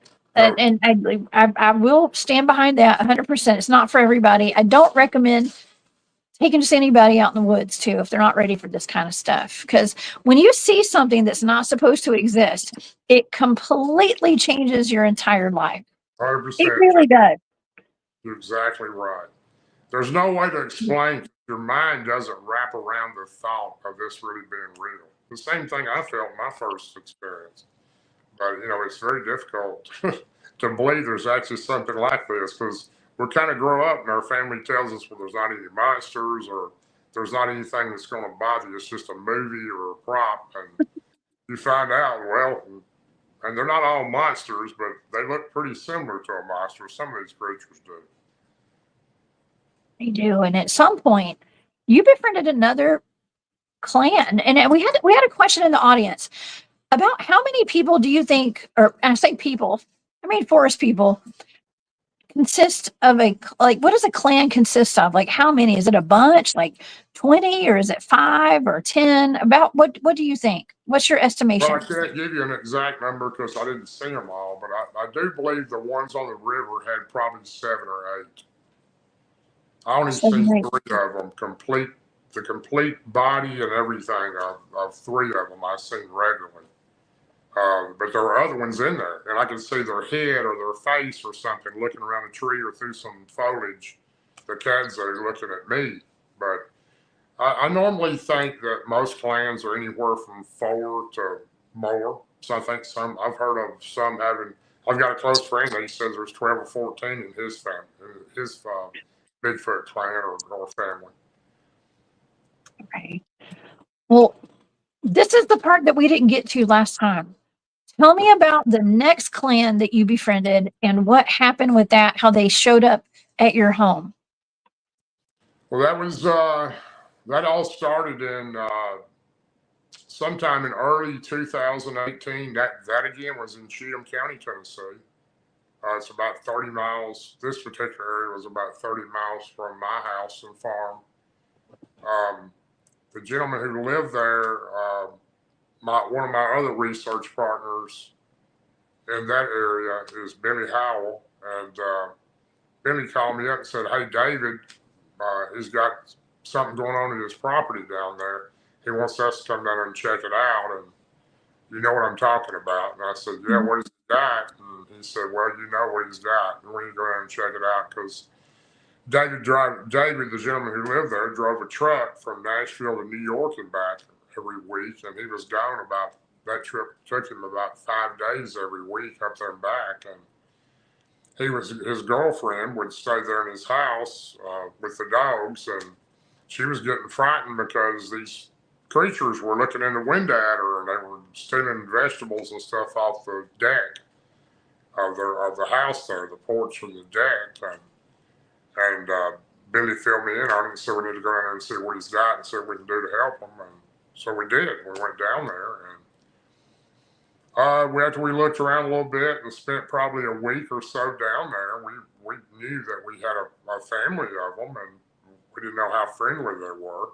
Now, this family was never friendly as like the ones I had on the river. They weren't nearly as friendly as that one. The juvenile in that one was probably more friendly with me than anybody. He walked right up to me and looked in my truck window, Billy's truck window one night. Just looked up at me and turned around and walked back in the woods. But the female was fairly friendly. There was several large males in that clan. I'm not sure how many, but there were several that would fight. We could hear them fighting. And, we had a lot of stuff happen down there. Charlie Raymond, who's over the Kentucky Bigfoot Research Organization, who's a friend of ours, he came down and stayed a couple of nights too. And, that area is pretty well known for Bigfoot sightings down there. I didn't realize it was that well known until the last few years. But it's really kind of a hot spot, between Nashville and Cheatham County. But they had just closed down. I don't remember how many acres it was. It was a large amount of acreage in a game reserve down there because supposedly some hunters had seen some Bigfoot and it scared them so bad that the game reserve was closed down on that one end, and this particular area was close to where we had went down to. And I knew what we had when we went down there because of all the tracks and the damage they'd done around the house. And she would come out and pour scraps out next to the woods too, from her meals or dinner or breakfast. And they were coming in eating that too. She was kind of drawing them in with the vegetables, the fruits, and everything she was putting on the deck. And her being alone there at night, of course, it scared her to death. These things were coming real close to the house. And we spent a lot of time down there. A lot of time. We were down there nearly every weekend for a long time, seeing what we could do. We had we had a gifting spot there. Everything was going pretty good with that clan. I didn't see them as often as I did. I didn't see anything but the female and the juvenile. Billy, my partner, seen the male, several times, but I didn't actually have the friendship that I had with the ones on the river. I don't think I could ever have the friendship like I had with them, with another clan. If I did, I would love to do it again. But that's real hard to find. It's just the right place at the right time and a trusting thing between you and them. But we had no issues with them. We would leave them stuff at the gifting area. We were trying to keep them away from the house. And, she had some cameras put up around the house, game cameras, and some floodlights and a big fence around her house. And anytime you got cameras and floodlights, they don't like light or cameras, and they'll stay away from that normally. And it was seeming to work. And, we were back in the roughly 7,500 yards back behind the house. It's a pretty remote area here, too. It's real near the Cumberland River. But we were back there. We'd go back there every weekend, and we'd stay. We'd wait for them to come into the gifting area and had a FLIR, and you could see them. We actually seen coyotes chasing a deer down back there one night off in a field a good ways off. And Billy was on one side looking at his FLIR, and he was radioing me back. He said, "Hey, they're coming." And we could hear these coyotes. And he actually had footage of the coyotes stopping and the deer. They took a deer down. It was a young deer. And then it got quiet. The coyotes took off in every direction. You could see the deer on the FLIR kicking on the ground. And a Bigfoot ran out of the woods down to the deer, picked it up, and ran back. And he had footage of that. And we had a lot of stuff going down there. What happened with me, though, after this was in 2020, about 2 years after we've been going down there. We were down there one Saturday night, and we had these orbs. I'd never seen orbs down there before. We'd heard the Bigfoot coming in, and then you could hear large branches breaking. They were coming in close to the gifting area. And this particular night, I'm sitting behind a huge tree, and Billy's probably 50 yards to the left of me, and he's sitting behind a tree, and we're waiting for him to come in. And I look up, and probably 60, 70 yards from me, it looked like a light bulb on the ground moving. It was completely round. It was glowing like a light bulb. It was coming down the ground, coming across the ground. And I was watching it come down this hillside, and then it went down through a ravine. I couldn't see it. And then it came up out of the ravine, and I could see it coming down the hill right toward me. This is very strange. It looked like a light bulb on the ground. It was that clear and that bright. And I thought, what is this? And I've got a 45 automatic on my side, and I clicked Billy once, and I said, "What is this thing coming to me? It's coming on the ground. It's coming right to me behind us." He got within 2 foot of me, and Billy hit the spotlight, and when he did, it lit up that area, and this thing turned into whatever that was, turned into an opossum. Oh. It was right in front of me. The light hit it, and it turned into an opossum. It opened its mouth, it hissed, and it turned around and walked back the same way it came in its natural form. And we could see it. It was very strange how it turned into an opossum, but it did. And we watched it go back to where it came from. Then maybe 15 or 20 minutes later, these huge red, they were red, orange, and pinkish colored orbs. They were about the size of a beach ball. 2 of them came down from the trees and hovered about a foot off the ground. And they were just sitting there hovering. You could see them pulsating inside like little lightning like bolts inside of them. And I was just really kind of weirded out. I'd never seen anything like that. And Billy's watching it, and I'm watching it, and I said, "Man, what is this? I've never seen anything like this." We watched these things for a good while, and finally, we decided to get up and get out of there, because about that time, our truck alarms went off, my truck and his truck. The alarms went off back at the house, and the lady called Billy on his phone and said, "They're here at the house." And about that time, I got zapped, infrasounding, whatever, from something. Oh, I'm looking at these orbs, and I'm kind of sick at my stomach. I don't feel good. My legs were tingly, and I was trying to get up, and Billy's already took off running. He didn't get it, but I did. He thought he got it a little bit, and not like I did. I was pretty sick. Run back to the house, and something had set the car alarm off on my truck and his truck and David, who lived there's truck. And they were running full blast, and they kept blaring for probably 45 minutes. You couldn't turn them off with a key. And the creatures were at the house. She said they were looking in the window, so that's where they were at. And these orbs, how they play into it, I couldn't figure out how they did, but it was very strange, because something from those orbs made me sick. And anyway, we go back, and the next morning, I laid down in my truck. I didn't feel very well. I was pretty sick. The next morning, we tried to shake all 3 of those trucks, and we could not get those alarms to go off. My watch had stopped at 12:48. My cell phone had stopped. Billy's FLIR had stopped. All the power had died on everything but the cars. It was really strange. It's the first time I ever had anything with any electronics happen before. So, kind of weirded out about this. I got to feeling better and everything. We found a massive Bigfoot handprint on the back of the truck tailgate. I think we still have a picture of that. It was just a massive handprint on the back of the truck tailgate, where it apparently shook it somehow and caused the alarm to go off. But the next week, we went back down. And when we went down there, it was raining, and we got in a ground blind, like a plastic deer blind. And Billy and I were sitting in it, waiting at the Githin area. Well, within 50 yards, we was watching over it, looking over it, and these white orbs came out of nowhere, right out of the trees. They're about the size of softballs. There were 7 of them.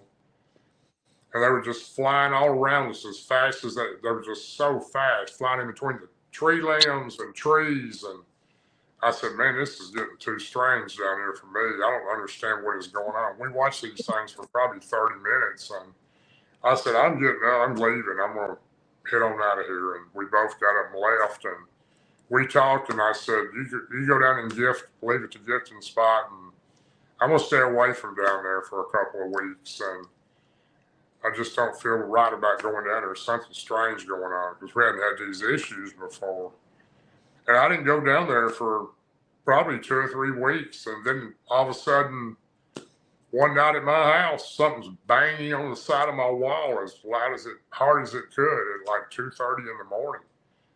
But it was just so loud, like the house was about to shake. It was so loud. And I thought, I didn't know what it was. I got up in the middle of the night, and Went outside with my gun to around the house, around the side of my house, and didn't see anything. I got back in, then it started on the other side of the house, banging real hard. And I had a large house too. It takes a whole lot to make this noise. And I didn't know what was going on. And this started going on, and it started going on, and it kept going on. About every night between 2 and 3:30 in the morning, this banging would start. And my house was rock, brick, and vinyl on a part of it on one side. And it would just bang so loud you thought the house was coming apart. It would actually shake the pictures on the bedroom wall. And I got up thinking something weird going on. I started thinking I had some kind of paranormal activity going on in my house. And then I started going outside and looking and everything in the daytime. So what I actually did was I poured flour, just like you cook with, a whole bag of flour in that area on both sides of the house. And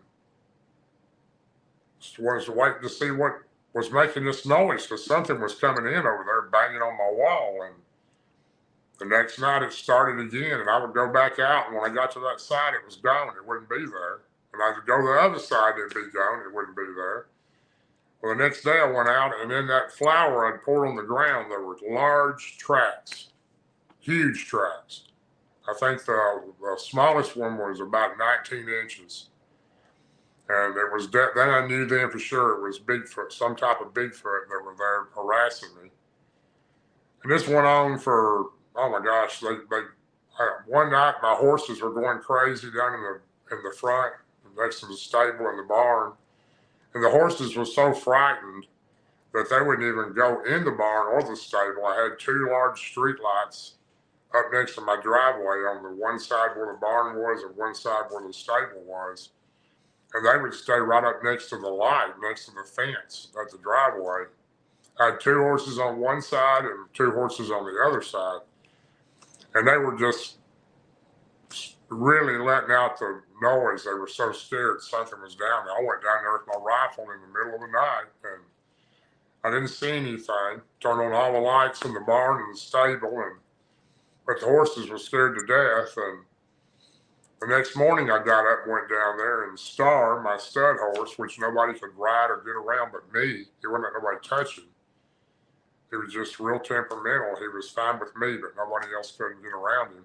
His hair was braided, his mane. Oh, no. And I thought, that's impossible. Nobody could braid this horse's hair, because nobody's been able to even get, the farrier couldn't even change his shoes. So you had to put a twitch on him to let him trim his feet. So I don't know how that happened, but I didn't even know what that was.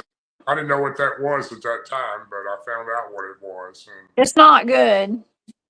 no, it's really not. And and this kept getting worse and worse. And then they started banging on I had a pool behind my house. They started banging on the pool house. They tore some of the back of it out. They bent my fence, the wrought iron gate down where you go in and out. And then I hear all kinds of noise on the front porch one. I'm waiting at 2:30 in the morning with my rifle in the hallway, just knowing this is fixing to start, because it was going on almost every night. And I was going to try to catch them. At that particular time, Martin was a sheriff's deputy, and I told him what was going on.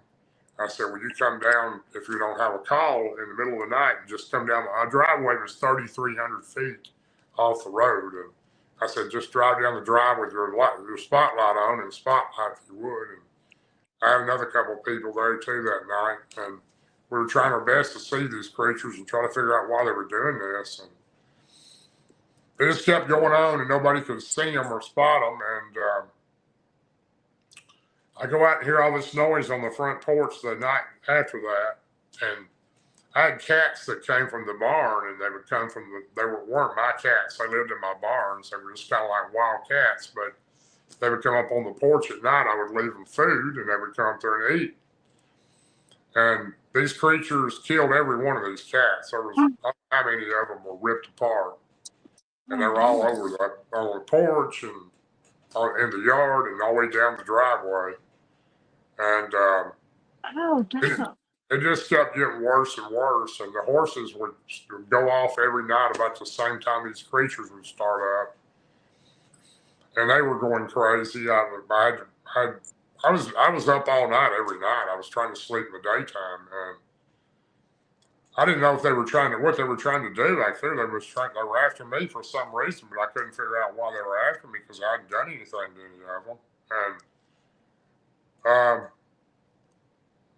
it just kept going on. It was getting worse and worse, and I would tell Martin, and Martin would come out, and then one of my deputies that worked for my district, he would come out on his shift when he didn't have a call and drive down the driveway. And one night I was sitting I just had enough of it. I just had enough. I was sitting in the living room, and I hadn't slept in I really hadn't slept in 2.5, 3 months, really, just in the daytime a little bit, because I was trying to work too. And these things would come, and thank God my children weren't there. They were with their mother, and she was about 20 miles away from there. And I heard them. I heard the horses start up first. Then I heard the banging on the side of the house. I had my gun in the four-way and my pistol too. And I had a big entranceway in the house, and I had a long porch that was overhang porch with columns on it. And I seen one of them walk by on the porch, and I seen another one walk by. And I just opened my gun. I thought, well, they're fixing to come in and try to kill. I thought these things were trying to kill me for some reason. And then all of a sudden I hear this large bam on the door. I thought they were coming in. And I had my gun cocked. I went and opened the door and just started ready to start firing on these things. And when I did, they weren't there, but I tripped over what I thought was them banging on the door. They had threw a dead goat on my door at the bottom of the door where you open it. And I about tripped over it. And it was laying there. I don't have any goats. My neighbors don't have any goats. I don't know where it came from, but this goat was laying there in the entranceway of my door. And that really weirded me out. So I was pretty mad. I just ran out in the front yard there, and I just turned all my floodlights on. And I said, all right, let's get it over with. Y'all either come and get me, or I'm going to come and get y'all. Let's get it over with. I just sat down in the yard out there all the rest of that night to daylight that morning. They never came and never tried to. Thought they would, but they didn't. And the next morning I went in and called Scott and told him, I said, Scott, it's still going on. How do I get rid of them? Scott Carpenter is who I'm referring to. And Scott said, well, Daryl, you need to rebuke them. If you believe in Jesus Christ, and like I think you do, and you have it in your heart, that it will work. And I said, okay, how do I do that? So, but at the same time, I was talking to Michael Patterson, who was not Mike Patterson, but Michael Patterson. He and I started the first Bigfoot group, I believe, to be on Facebook back in 2015. And he and I and Scott were friends, and he knew what was going on. And Scott told me, he said, walk to all four corners of your house and say, I rebuke you in the name of Jesus Christ. Leave my property and farm and animals alone, and do that at all four corners and all four corners of your property. I actually did it twice, 4 corners in the house, 4 corners in my property. And the next night I'm sitting there in the hallway with my rifle. I'm thinking, here they come again. And they didn't come. I couldn't believe it. They didn't come back. They did not come back. And it was so crazy. I called Scott the next day. I said, I can't believe it. It must have worked. They didn't come back. And he said, well, give it another day or two, make sure. And I did, and they didn't come back. So I don't know why they were after me or what I did to anger them. I don't know of anything that I did, but it was very strange. I do think they were trying to kill me. I don't know why, but I think they were. They might have been, Daryl. They might have been. I mean, for them to chunk, like throw a whole goat. Well, the goat did, and the weird thing about the goat, I didn't mention, the goat did not have a head. It was a headless goat. And I don't know who it belonged to. I never did find out who who it belonged to, because I didn't have a goat or any goats from my neighbor. All I had was horses on my property, and my Yeah. neighbors had animals, but not goats.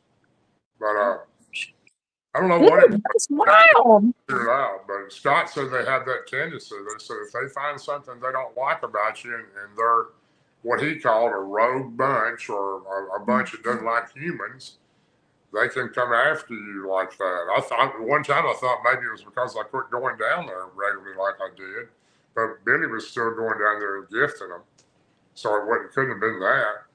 It had something to do with the orbs, something about those orbs. Yeah. Daryl, your camera has moved, so I've only got half your face in the shot right now. It just moved. It's okay. It's okay. I just didn't. I want everybody to see your pretty face. Okay. Oh, thank you. You must be talking about yours. No, I can't believe. This is wild. I don't even know what to say.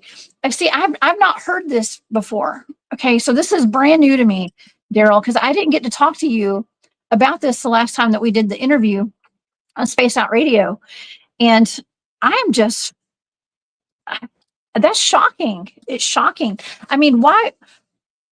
When you said the prayers, when you blessed your home, they went away, and they never. You're saying they never came back? Never came back. Huh? Well, let me say this much. I had a pretty good sized place there. They never came back on my property where my animals were or I was at. Okay, I had some woods behind there, and me and my son I had a basketball court to the right of my house. It was a 40 by 40 concrete pad with basketball goals on both ends. And me and my son was out shooting basketball. And right before dark, this is maybe a month or so later after this had happened, I would go get my kids and they would come and stay with me after school till 6 or 7 at night, and then I would take them home. And for they could get ready for school and everything. But we were shooting basketball I was shooting basketball with him, and all of a sudden we hear this massive tree fall. Right, and it wasn't windy or anything. It's just a normal, calm day. Right behind my house into the woods back behind my house, a good ways behind my house. I had a lot of real remote woods behind it. And we hear this massive tree, like a huge tree, just come crashing down and hit the ground. And immediately I turned around because I know that those creatures a lot of times will warn you with trees. They'll push them down. And because I'm thinking, well, it's not wind blowing and, it could be a deadfall, but anyway, he looked at me. He goes, "What was that, Dad?" I said, "Oh, don't worry about it. It's some kind of tree or something falling." Just a few minutes later, we're shooting basketball. I kind of calmed down, didn't think much about it. I hear a whoop, and I knew immediately they weren't there around my area that I asked them not to be, but they're still back there. Or another one, or one is. It may not have been the same ones. I don't know, but. Then about maybe 3 or 4 weeks after that, we're on the other side of the house, and I'm pitching baseball with him because he's got baseball practice coming up.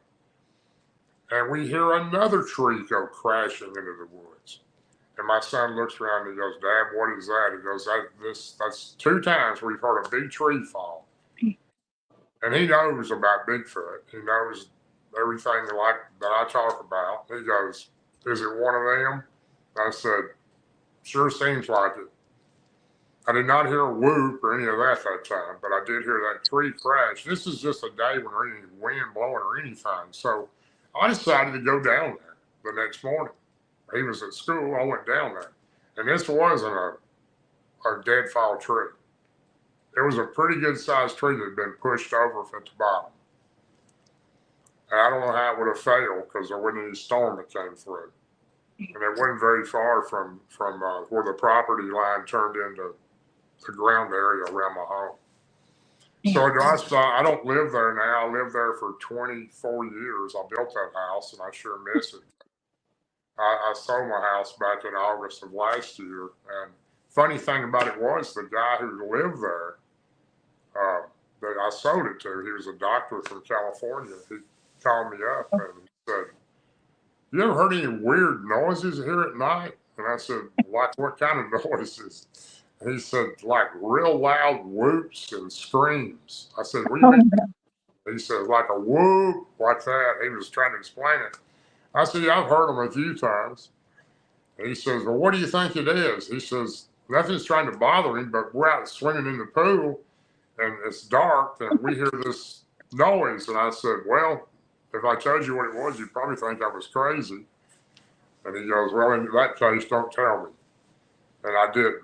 But Oh, he needs to know. That guy so needs to I know. basically did tell him about 3 months ago that there was some that lived around there. But he didn't believe me. Oh gosh. But anyway, that's fine. But yeah, I don't know why they tried to attack me. I really don't.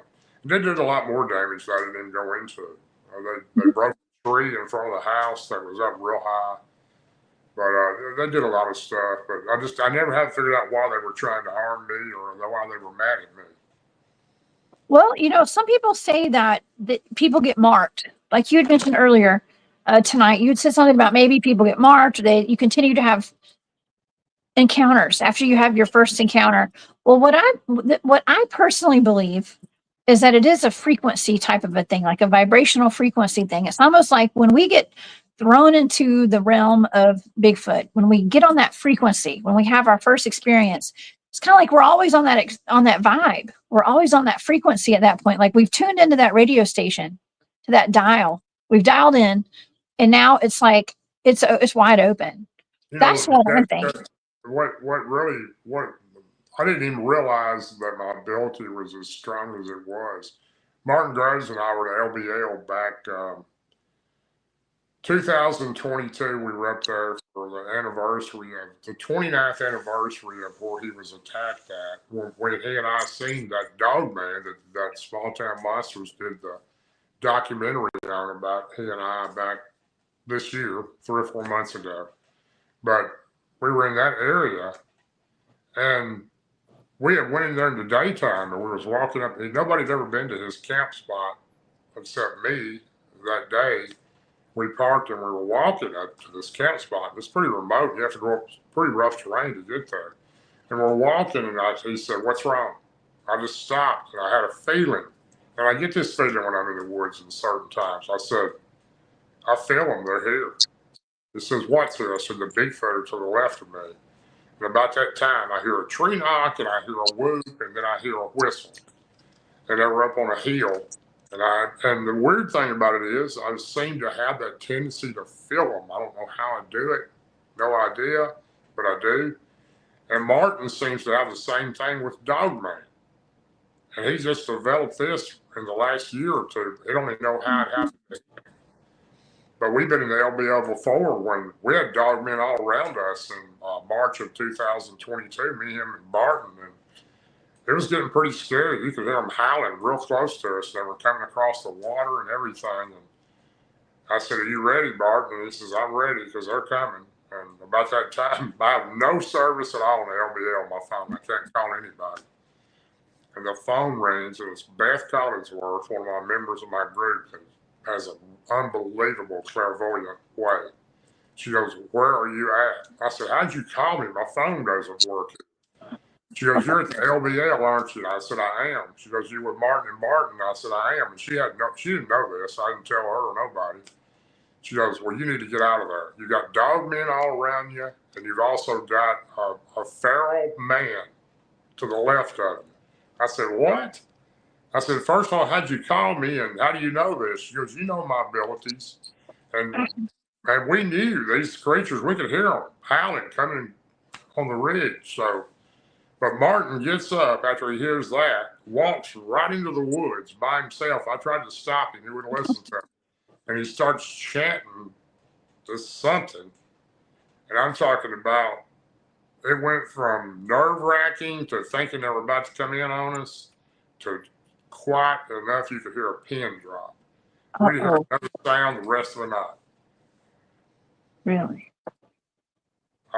It's true. Wow. Oh my gosh. Okay, the fact that your phone picked up and it was your friend who said that you guys were surrounded by dogmen. Yep. That was Beth That's called. like divine intervention right there. I still today. I just talked to her the other day. I said, "How did my phone ring?" Because I can't get any service there. I never have been able to, but it did. It rang. It was like 2:30 in the morning, and that was crazy. Martin got up, and he'd already been sick. He'd been zapped that night by Dogman down the road a ways. He was laying back in his Suburban. He had his seat laid back because he was feeling sick. And, it's just, it's pretty crazy. He has those abilities. He walked right in the woods. Me and Martin sitting there watching him. We tried to tell him, don't go in there. And he did. And we could hear him chanting out. And I'm talking about there was not another howl. There was not nothing. Maybe he was like the Dogman whisperer. Well, I've asked him several times, what did you do? And he said, well, I said part of the 23rd Psalms. And I said it loudly. And, Martin's like me. He's very spiritual. I'm not a real good church goer or nothing like that, but I'm definitely a believer in Jesus Christ. And I try to say my prayers and believe, but he does have that ability. What we witnessed was pretty amazing because I got to admit, I was a little nervous that night. So was Martin. He had his big knife and sword out, and I was going for my extra stuff I had in my truck. These things were coming. You could hear them. Oh man, I got to tell you. Well, first of all, I want to say thank you to Brian. Brian saying gave us super sticker, so thank you, Brian. Says great firsthand testimony. Absolutely, Brian's with the Full Disclosure Now movement, and I speak at his conferences and stuff. And Cool. we're all about this disclosure and putting our experiences and our encounters out there, just sharing our stories. It's so important that we do that. But I wanted to mention also Larry Sharp, thank you for gifting all those memberships to my live chat tonight. He just gifted 5 memberships to my channel. So thank you, Larry. Thank you for being here. I appreciate you. Okay, so it's amazing. Thank you. So you had mentioned about getting zapped and getting sick and not feeling good and having a lot of weird paranormal stuff happening. Some of the guys on my team, on my original team, Enigma Research Group, they started off just being Bigfoot field researchers. They went out searching for, they thought it was like a big monkey in the woods or something at first. But then it turned into like this. Some of them are like highly advanced, telepathic, even something else, the forest people. And they got deep into this research. And as a team got deeper into the research, we're encountering portals. We're encountering telepathic mind speak. We're encountering ETs and UFOs out in the field, like all this other stuff. And I got to admit, some of those guys actually kind of backed away from doing some of the research because it got too weird. Okay, it got too weird. I believe that. I definitely believe that, Jessica, because Robin Haynes is really close to me. I talk to Robin regularly, and she's had all those things happen to her. And Jennifer Appleton, same as her. Beth Collinsworth. Scott Pace may be the best in the world when it comes to mind speaking because he mind speaks with them regularly. And Scott's a very close friend of mine too. And this guy's so honest that he wouldn't know how to tell a lie. So he has an ability, a special ability with them. And and I've never seen an alien. No, I haven't. I hope I never do, but I haven't. And sometimes I do think they're connected. I've heard of cases where it sounds like they could be, or because Jennifer had mentioned to me before about some stuff that's happened to her when she was abducted, and Robin has been too. But all this stuff sounds kind of crazy until you really get into it, because this stuff is real stuff. It's not something that people are just making up. It gets pretty crazy. Some of the things that's happened to me, I've been zapped 3 times that I know of. I infrasounded, zapped, whatever you want to call it. Twice by Bigfoot, once by Dogman. And they were different. The Bigfoot one's still a little different than the Dogman one did. The Dogman one was more in my upper chest, like something was standing on my chest. I couldn't breathe, and my legs were real weak. And Martin and I both got that, except his throat swelled together and his tongue swelled up when we were in the LBL in October of 22, when we seen that massive Dogman that was within 7 foot of me.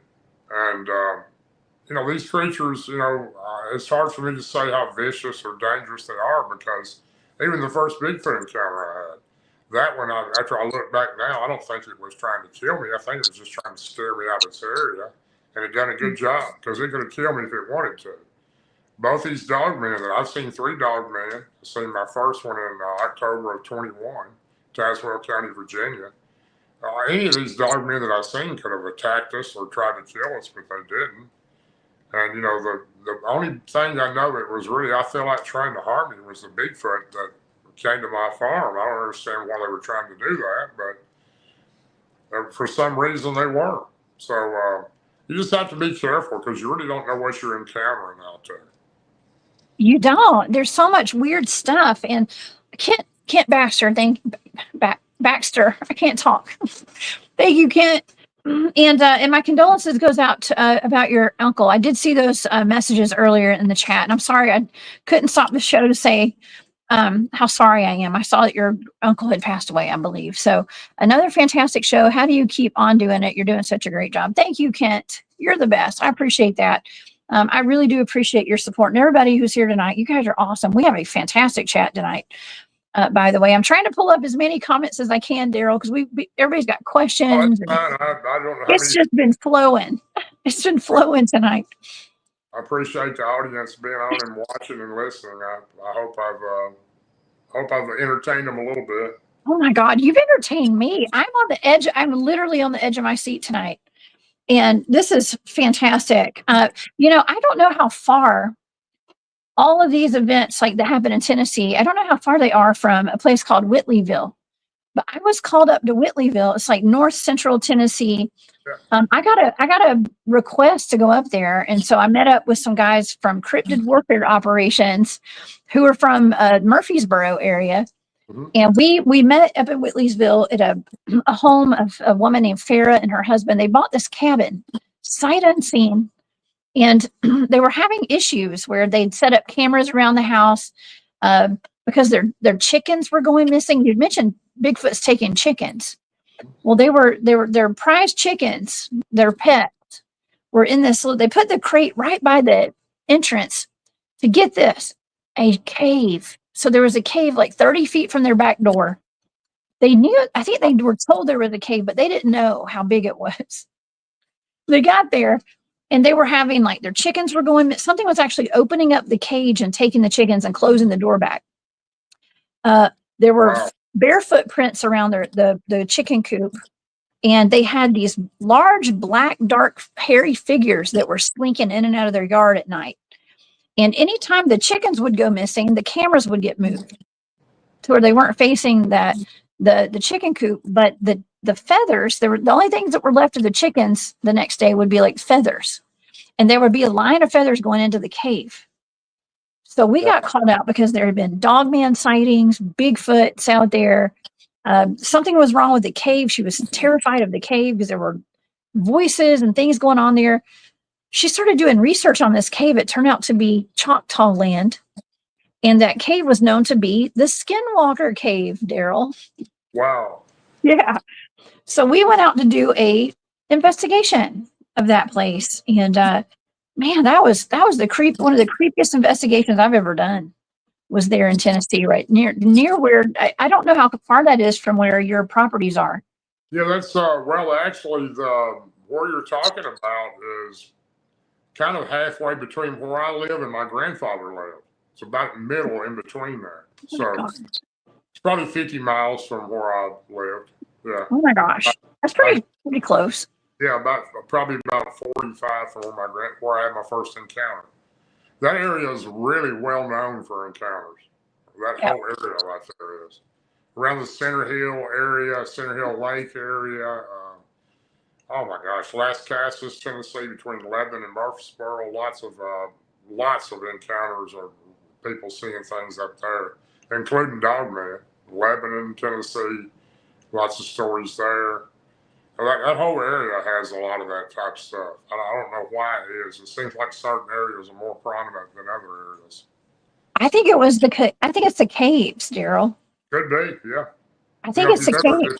If you've ever lined up, David Pilatus, Can-Am Missing 411, if you've ever put the map of the United States and laid the missing people clusters on the map, they're all right on top of the cave system. And if you overlay that map on top of the Bigfoot sightings map and the UFO report map and the deep underground military base map, they all line up. They do. You're exactly right. What And another coincidence. thing too, the ley lines. If you know what ley lines are, they're all over those areas where they crisscross numerous times. So I don't know what that has to do with. I'm at the age now that I don't believe anything's a coincidence. So it's very strange how it lines up that good. We lost you again, Daryl. I can't see you. Lost you again. You're I just lost you. There you are. Yes. I'll let you know if you disappear. My charging cord keeps moving. Okay. But anyway, I don't know. It really is pretty fantastic how that all lines up. It's not a coincidence. No. I don't think so. Oh my gosh.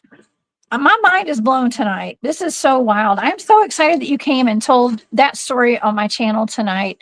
And I wanted to hear a little bit about, before we go tonight, I want to hear about the LBL and like what have you guys, I know we talked about it a little bit, you know, with you and Martin and Barton.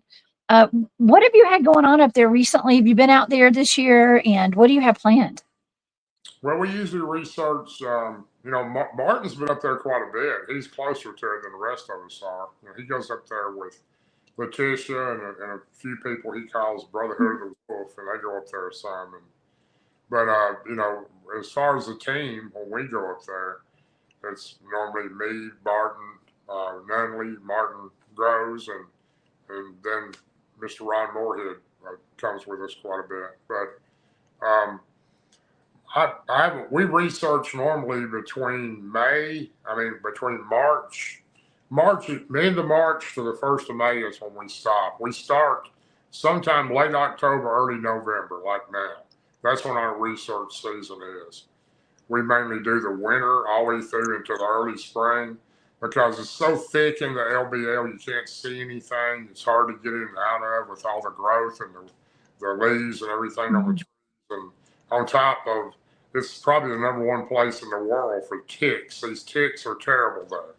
When you go in there, you'll get 100 of them on you. So we get them in January though, but we try to stay out of there in the summertime because of that, the foliage and the problem with the pests. But the last time we were in there for a significant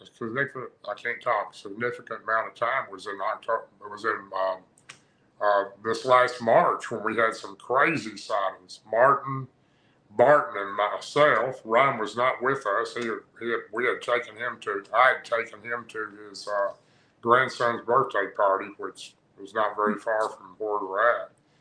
But I'd never seen one of these creatures. I'd heard of them, but I'd never seen one.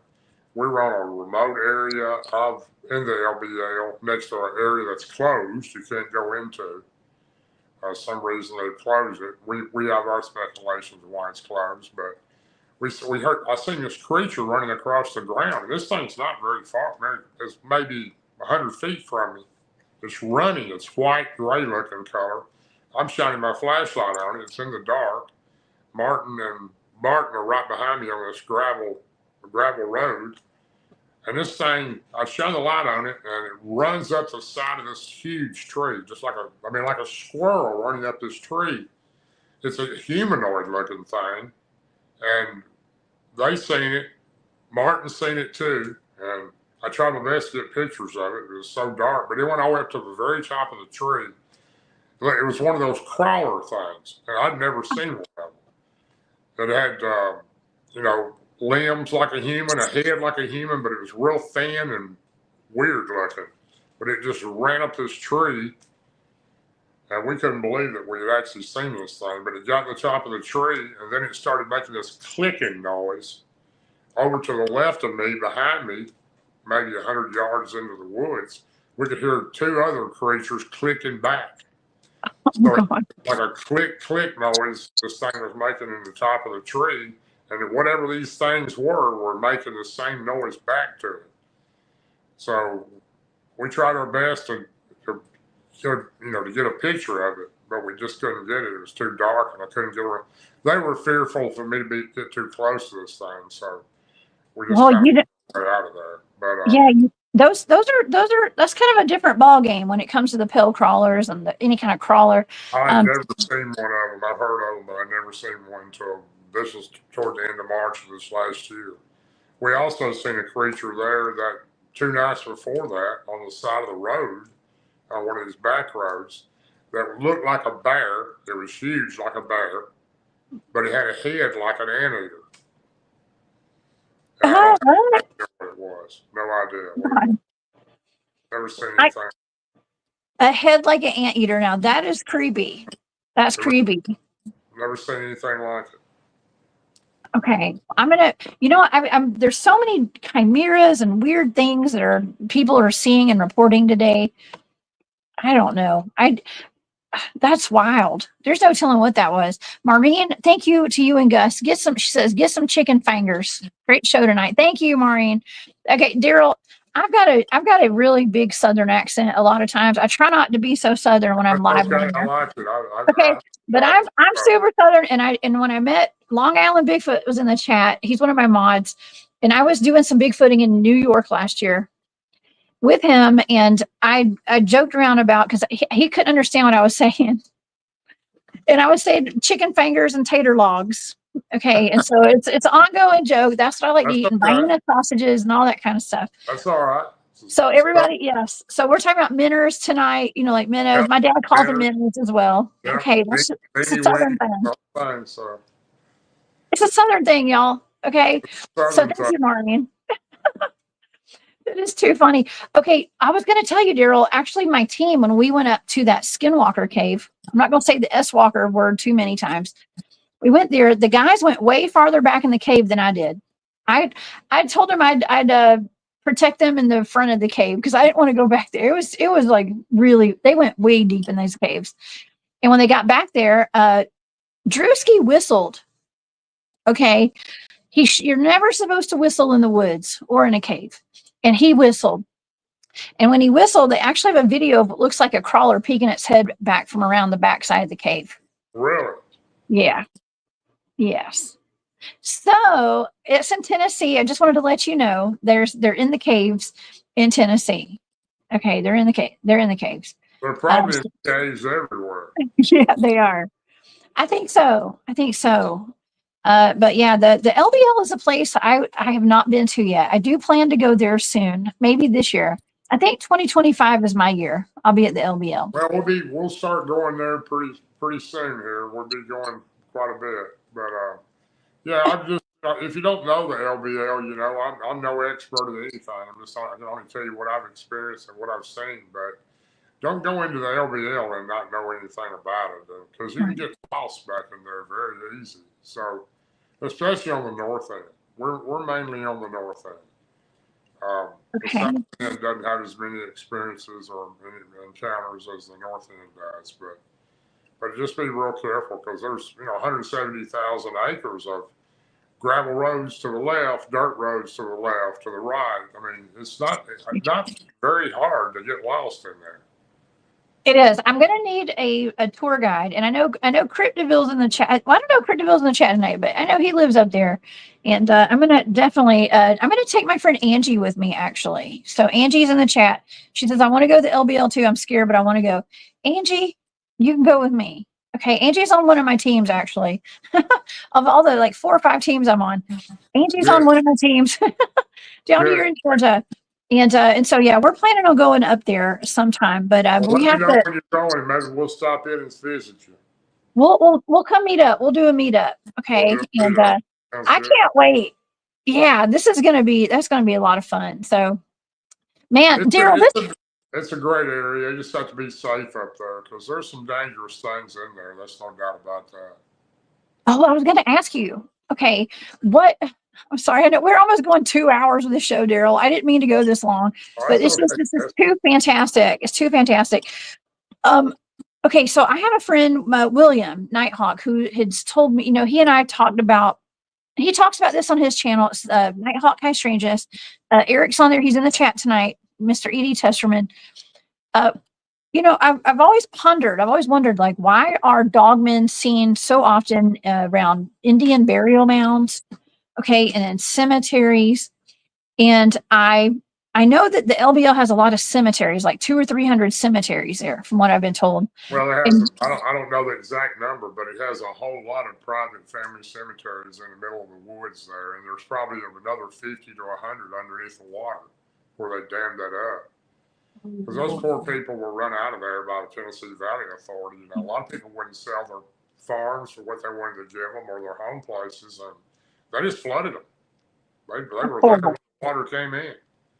So, there's a lot of, it's like Joe and Jesse of Hellbent Holler said, it's a bloody, stained ground. A lot of people, including them, think that has a lot to do with all the stuff that goes on at the LBL. But, at the same time, you go back to the late 1700s when the American Native Indian was there with the French settlers who moved into that area. There was talk then of the dog creature that attacked people in that area. It was a dogman type creature that attacked livestock and people. So, I don't know if it's the same creature that was there then or they've added another one there. But, what we've seen in 2022, I've never seen anything like that.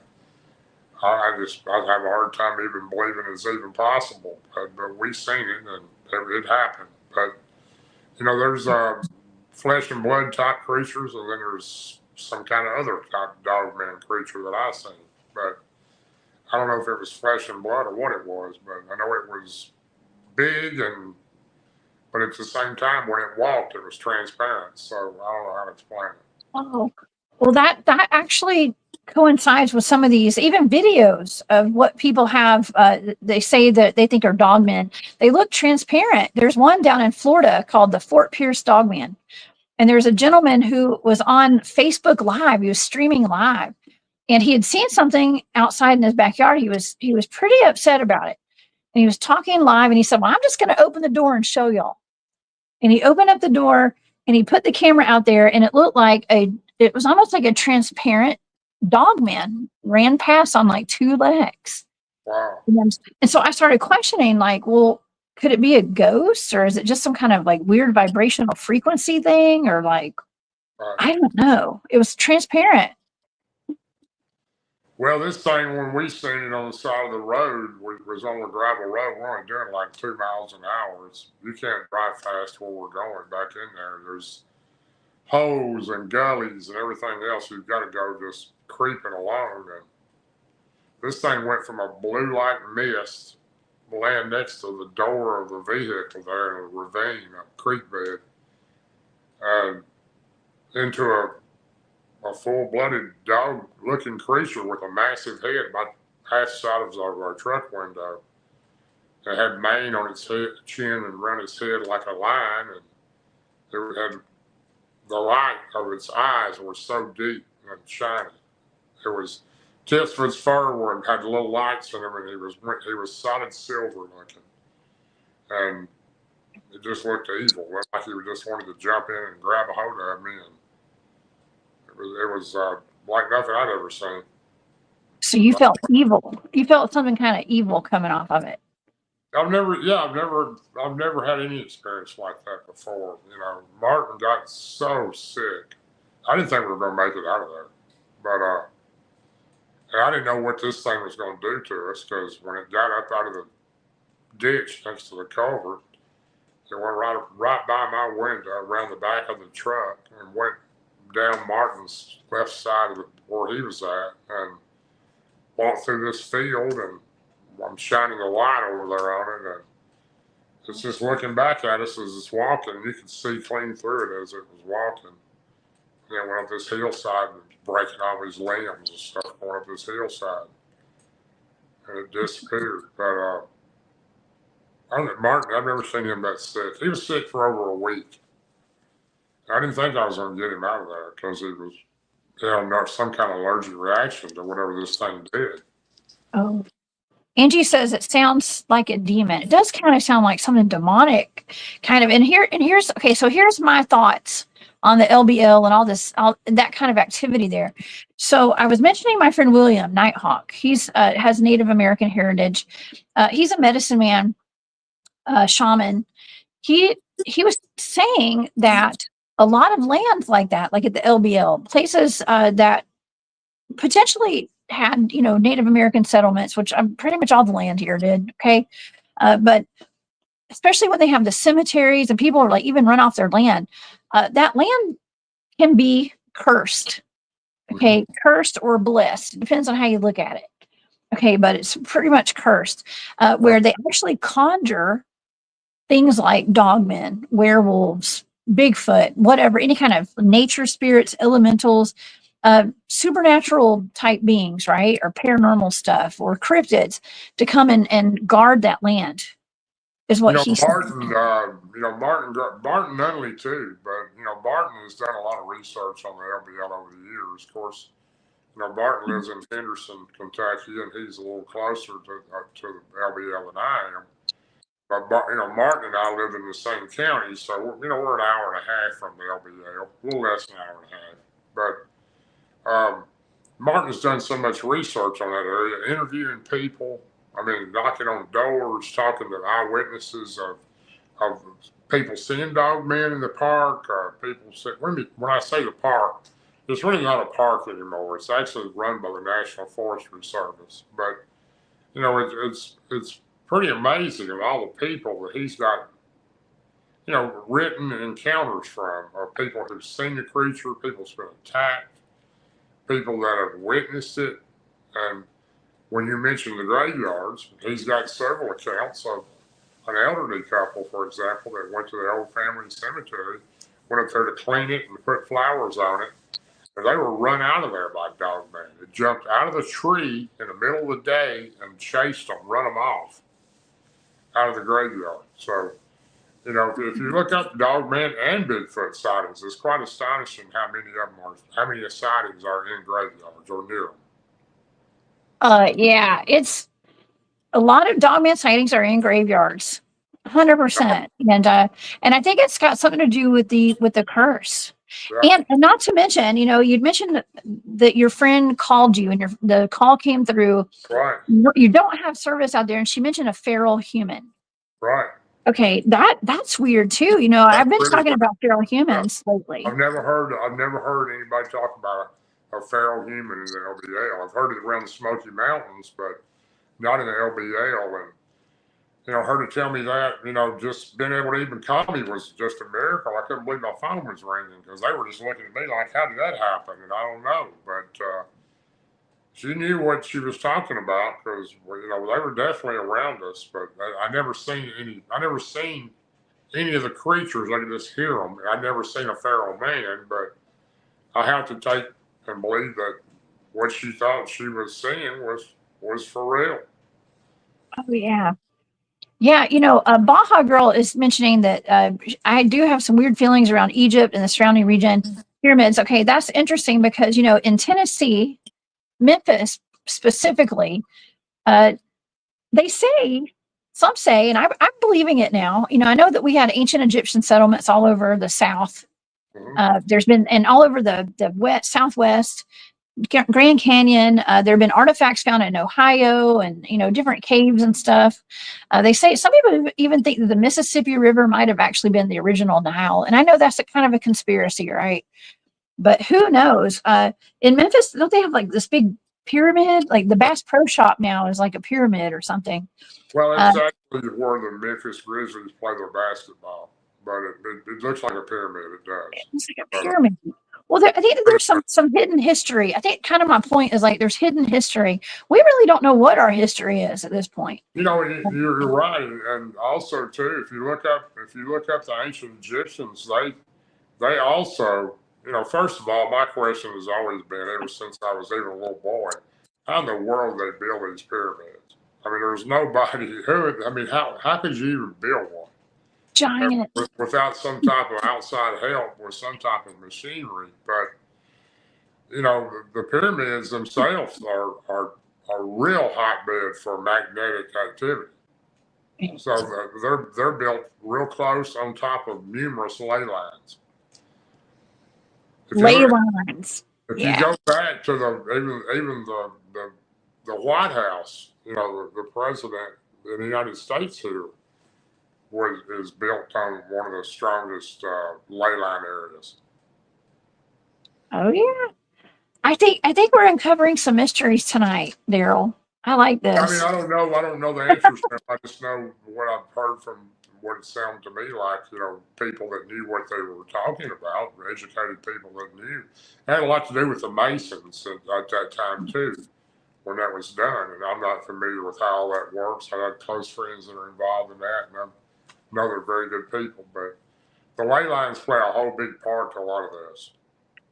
They do. Daryl, do you think that there will be disclosure when it comes to cryptids? Do you think our government's ever going to fess up to Bigfoot, Dogman? I can tell you why my reason why they're not going to. First of all, the scientific field.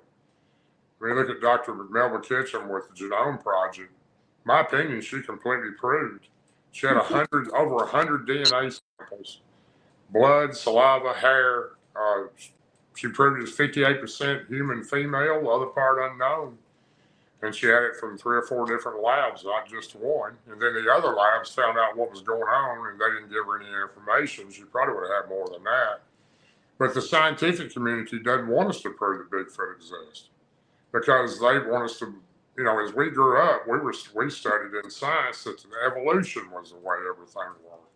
I don't personally believe in evolution because I'm a Christian myself, and I believe that God created the heavens and the earth and all of us. But that's my belief. If you don't believe that way, that's fine. But the evolution thing, they have nowhere to put the Bigfoot in evolution. Where are they going to put him at? Next to the Homo sapien? I mean, they don't have anywhere to put him. So they don't like the fact that we say that Bigfoot is an ancient human, which I truly believe they are. I think they want to make them sound like they're an ape because they have nowhere to put it. That's the first reason. But the second strongest, biggest reason, the national government takes in $2.8 billion, that's with a B, $billion a year, the national parks and forestry services for camping, hiking, to all the national parks. And you go tell people, well, there might be a 10-foot Bigfoot hairy thing running around out there that might take a child or hurt you or injure you, or a Dogman. You tell people that, you can pretty much amount to figure out what will amount to happen to the $2.8 billion a year industry that the national parks bring in. That's the biggest reason that they want that it never be. The government's not going to say yes, it exists. You can go into national parks now, there's signs up about Bigfoot. I spent 10 days in Pikes Peak National Park 10 years ago. There was a sign up about Bigfoot. Really? Yeah. Wow. I came across a topography map, a topographical map that was supposed to be allegedly issued by the U.S. Air Force. And it classified Sasquatch as a dangerous animal. I seen that. I actually seen it. It's pretty crazy. That's wild. I mean, definitely knows they exist. They've had the bodies. They've had everything. They know. They've got everything. I think, everything in our society, unfortunately, always narrates to one thing: dollars or money. And when you start fooling with that type of industry, that being that much intake into the U.S. government funding, they're not going to take a chance to mess that up. And I can't say I don't blame them for that. It's a big industry, the national parks are. It is. Well, over here near where I live, there's a place called Cheehaw State Park. It's in Alabama. Love that place. Lots of Bigfoot activity out there, right? Is from what I hear. And when you go check in, if you are to go camp out, take your RV up there, whatever, to their campground, you go into the little building and it's wall to wall Bigfoot memorabilia. It's everywhere. And when you go to the top of the mountain, they have a Bigfoot statue made out of a tree. Like there's Bigfoots everywhere, and they've really embraced the idea. That's cool. Yeah, they've embraced it, and I think that's kind of cool. They're not trying to hide the fact. What is that? What's the name of that again? It's called Cheehaw. I think it's like Cheehaw, but I say Cheehaw. Yeah. Cheehaw State Park. Yeah. Yeah, it's a great place. They embrace the Bigfoots there. If you want to go get some good Bigfoot merch, go there. And you get stickers and magnets and plushies and T-shirts and glasses and you name it. And I think that's cool that they embrace it. They don't hide it. So, I think it gives people more comfort that way too. They really they know what's out there. You know, your average people that take the family that takes their kids camping on the weekend, they get a tent and spends Friday night and Saturday night. They don't have a clue what's in the woods. They really don't. And what they hear, they don't believe. They're not going to believe in the things that you and I know are out there. But those are the people that you have to be careful with, because all it takes is that type of situation with the parks or the national government admitting that Bigfoot or Dogman exists. Those people aren't going to the woods anymore. No. And well, you know, all it really takes is people reading the Missing 411 series by David Titus. That's really all it takes right there. You don't have to be a believer in Bigfoot. You know, and I don't like putting out any kind of fear, making people be scared. You don't either. Neither of us do. But we want for people to be informed about the missing people. You know, that's the biggest reason that we researched the LBL, because we want people to know what's really going on there. Yeah. And Martin has spent tons of time trying to get that information out. So is Martin. You know, Martin interviewed Jan Thompson. He was probably the first one that interviewed her about the '82 massacre, where that family of 4 was killed in the LBL by Dogman type creatures.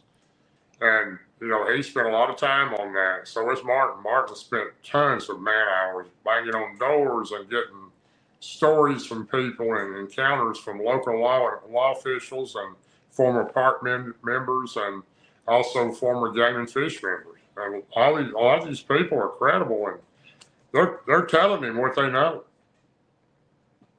Wow. I know that's why I love bringing people on the show and going out. You know, a lot of the people on my teams work in government in some form, not all of them, but I mean, I used to work in government. You used to be the mayor of a town. I was the director of an agency for the state of Georgia. And a lot of the people that I go out with are, I mean, military, former military, law enforcement, firemen, Department of Defense people and stuff. I mean, everybody a lot of people have government backgrounds in it. So, in law enforcement and detectives and stuff. Even I met a guy at the East Tennessee Squatch Out who was like a bomb diffuser for the military. Wow. I mean, I don't think that's what you call it. That's not his technical name, but that's just what I remember. I don't remember what his title was. But just, you know what I mean? He diffused bombs and stuff. It's wild. But it's just interesting that so many people that have backgrounds like yourself are so interested in Bigfoot and have had these experiences and are talking about it publicly. Well, you know, it wasn't anything that I chose. I mean, I really didn't ever think I'd be talking about this. You know, I don't know how it happened the way it did, but you know, my first encounter, I wasn't out looking for any Bigfoot. The second encounter, I wasn't looking for any. And, you know, I guess when you get down to what I would call the fourth one, the one in Cheatham County where they followed me home, that one that was my fault. I went down there actually investigating them, but I kind of brought that one on. But that's really the only one that I really went out trying to find them. The other ones, they found me. So, but anyway, I think there's something to it. I really do. Ron Morehead and I've talked about this many times. So has Martin and I.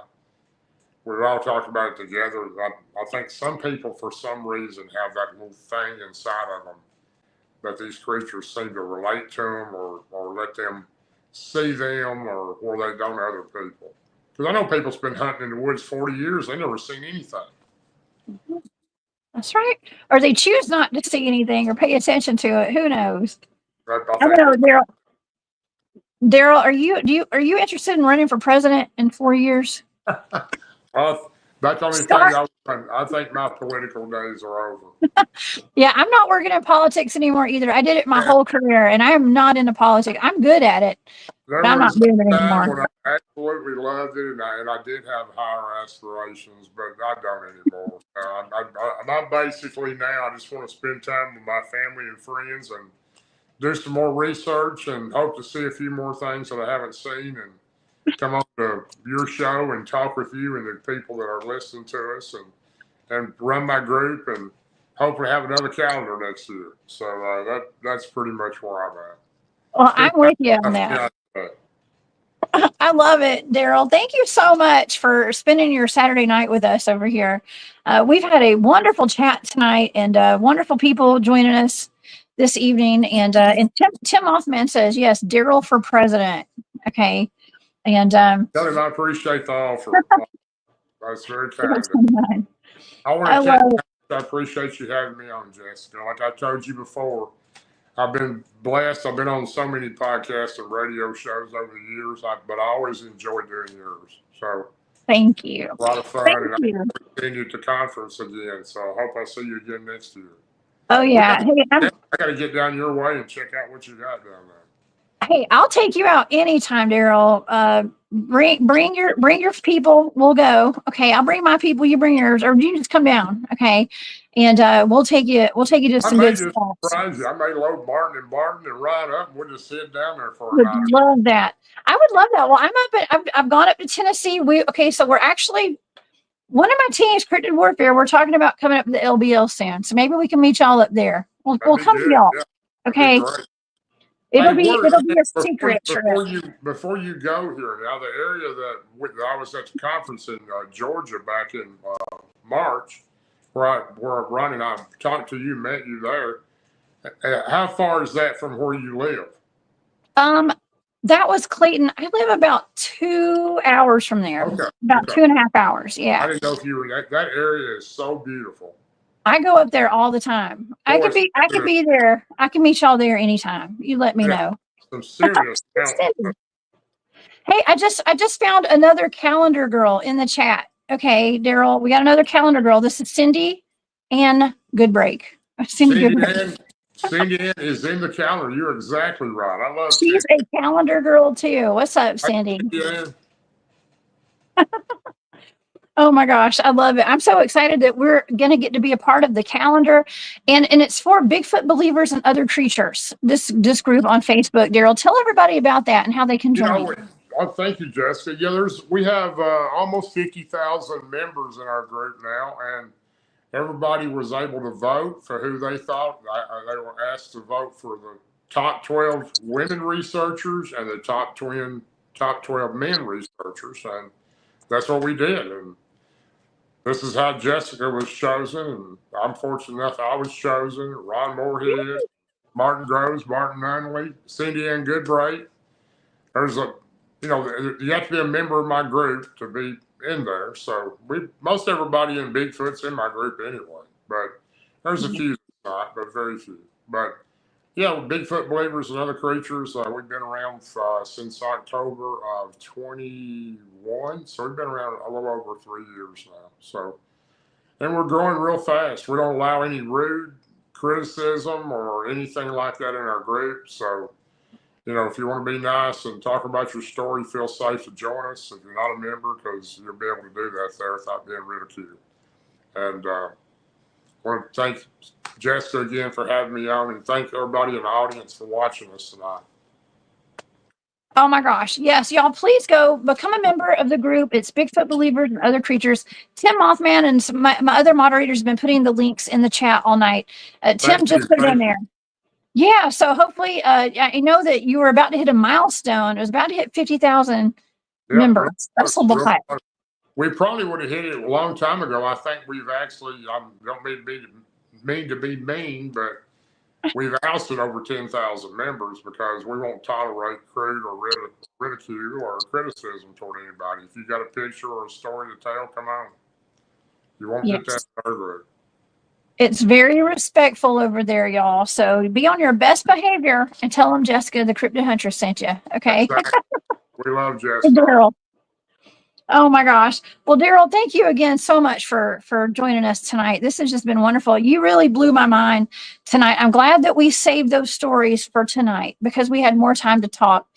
And I'm just super blessed and super honored that you're here with us tonight, Daryl. Well, I'm honored. I feel honored myself, Jessica. Thank you for having me, and I hope to be on again with you sometime. Hope I see you soon. So. Oh, you will. You're gonna see me soon. Okay, we're gonna hang out sometime. Okay. We'll do it. Yeah. Thank you. Yeah. Jessica.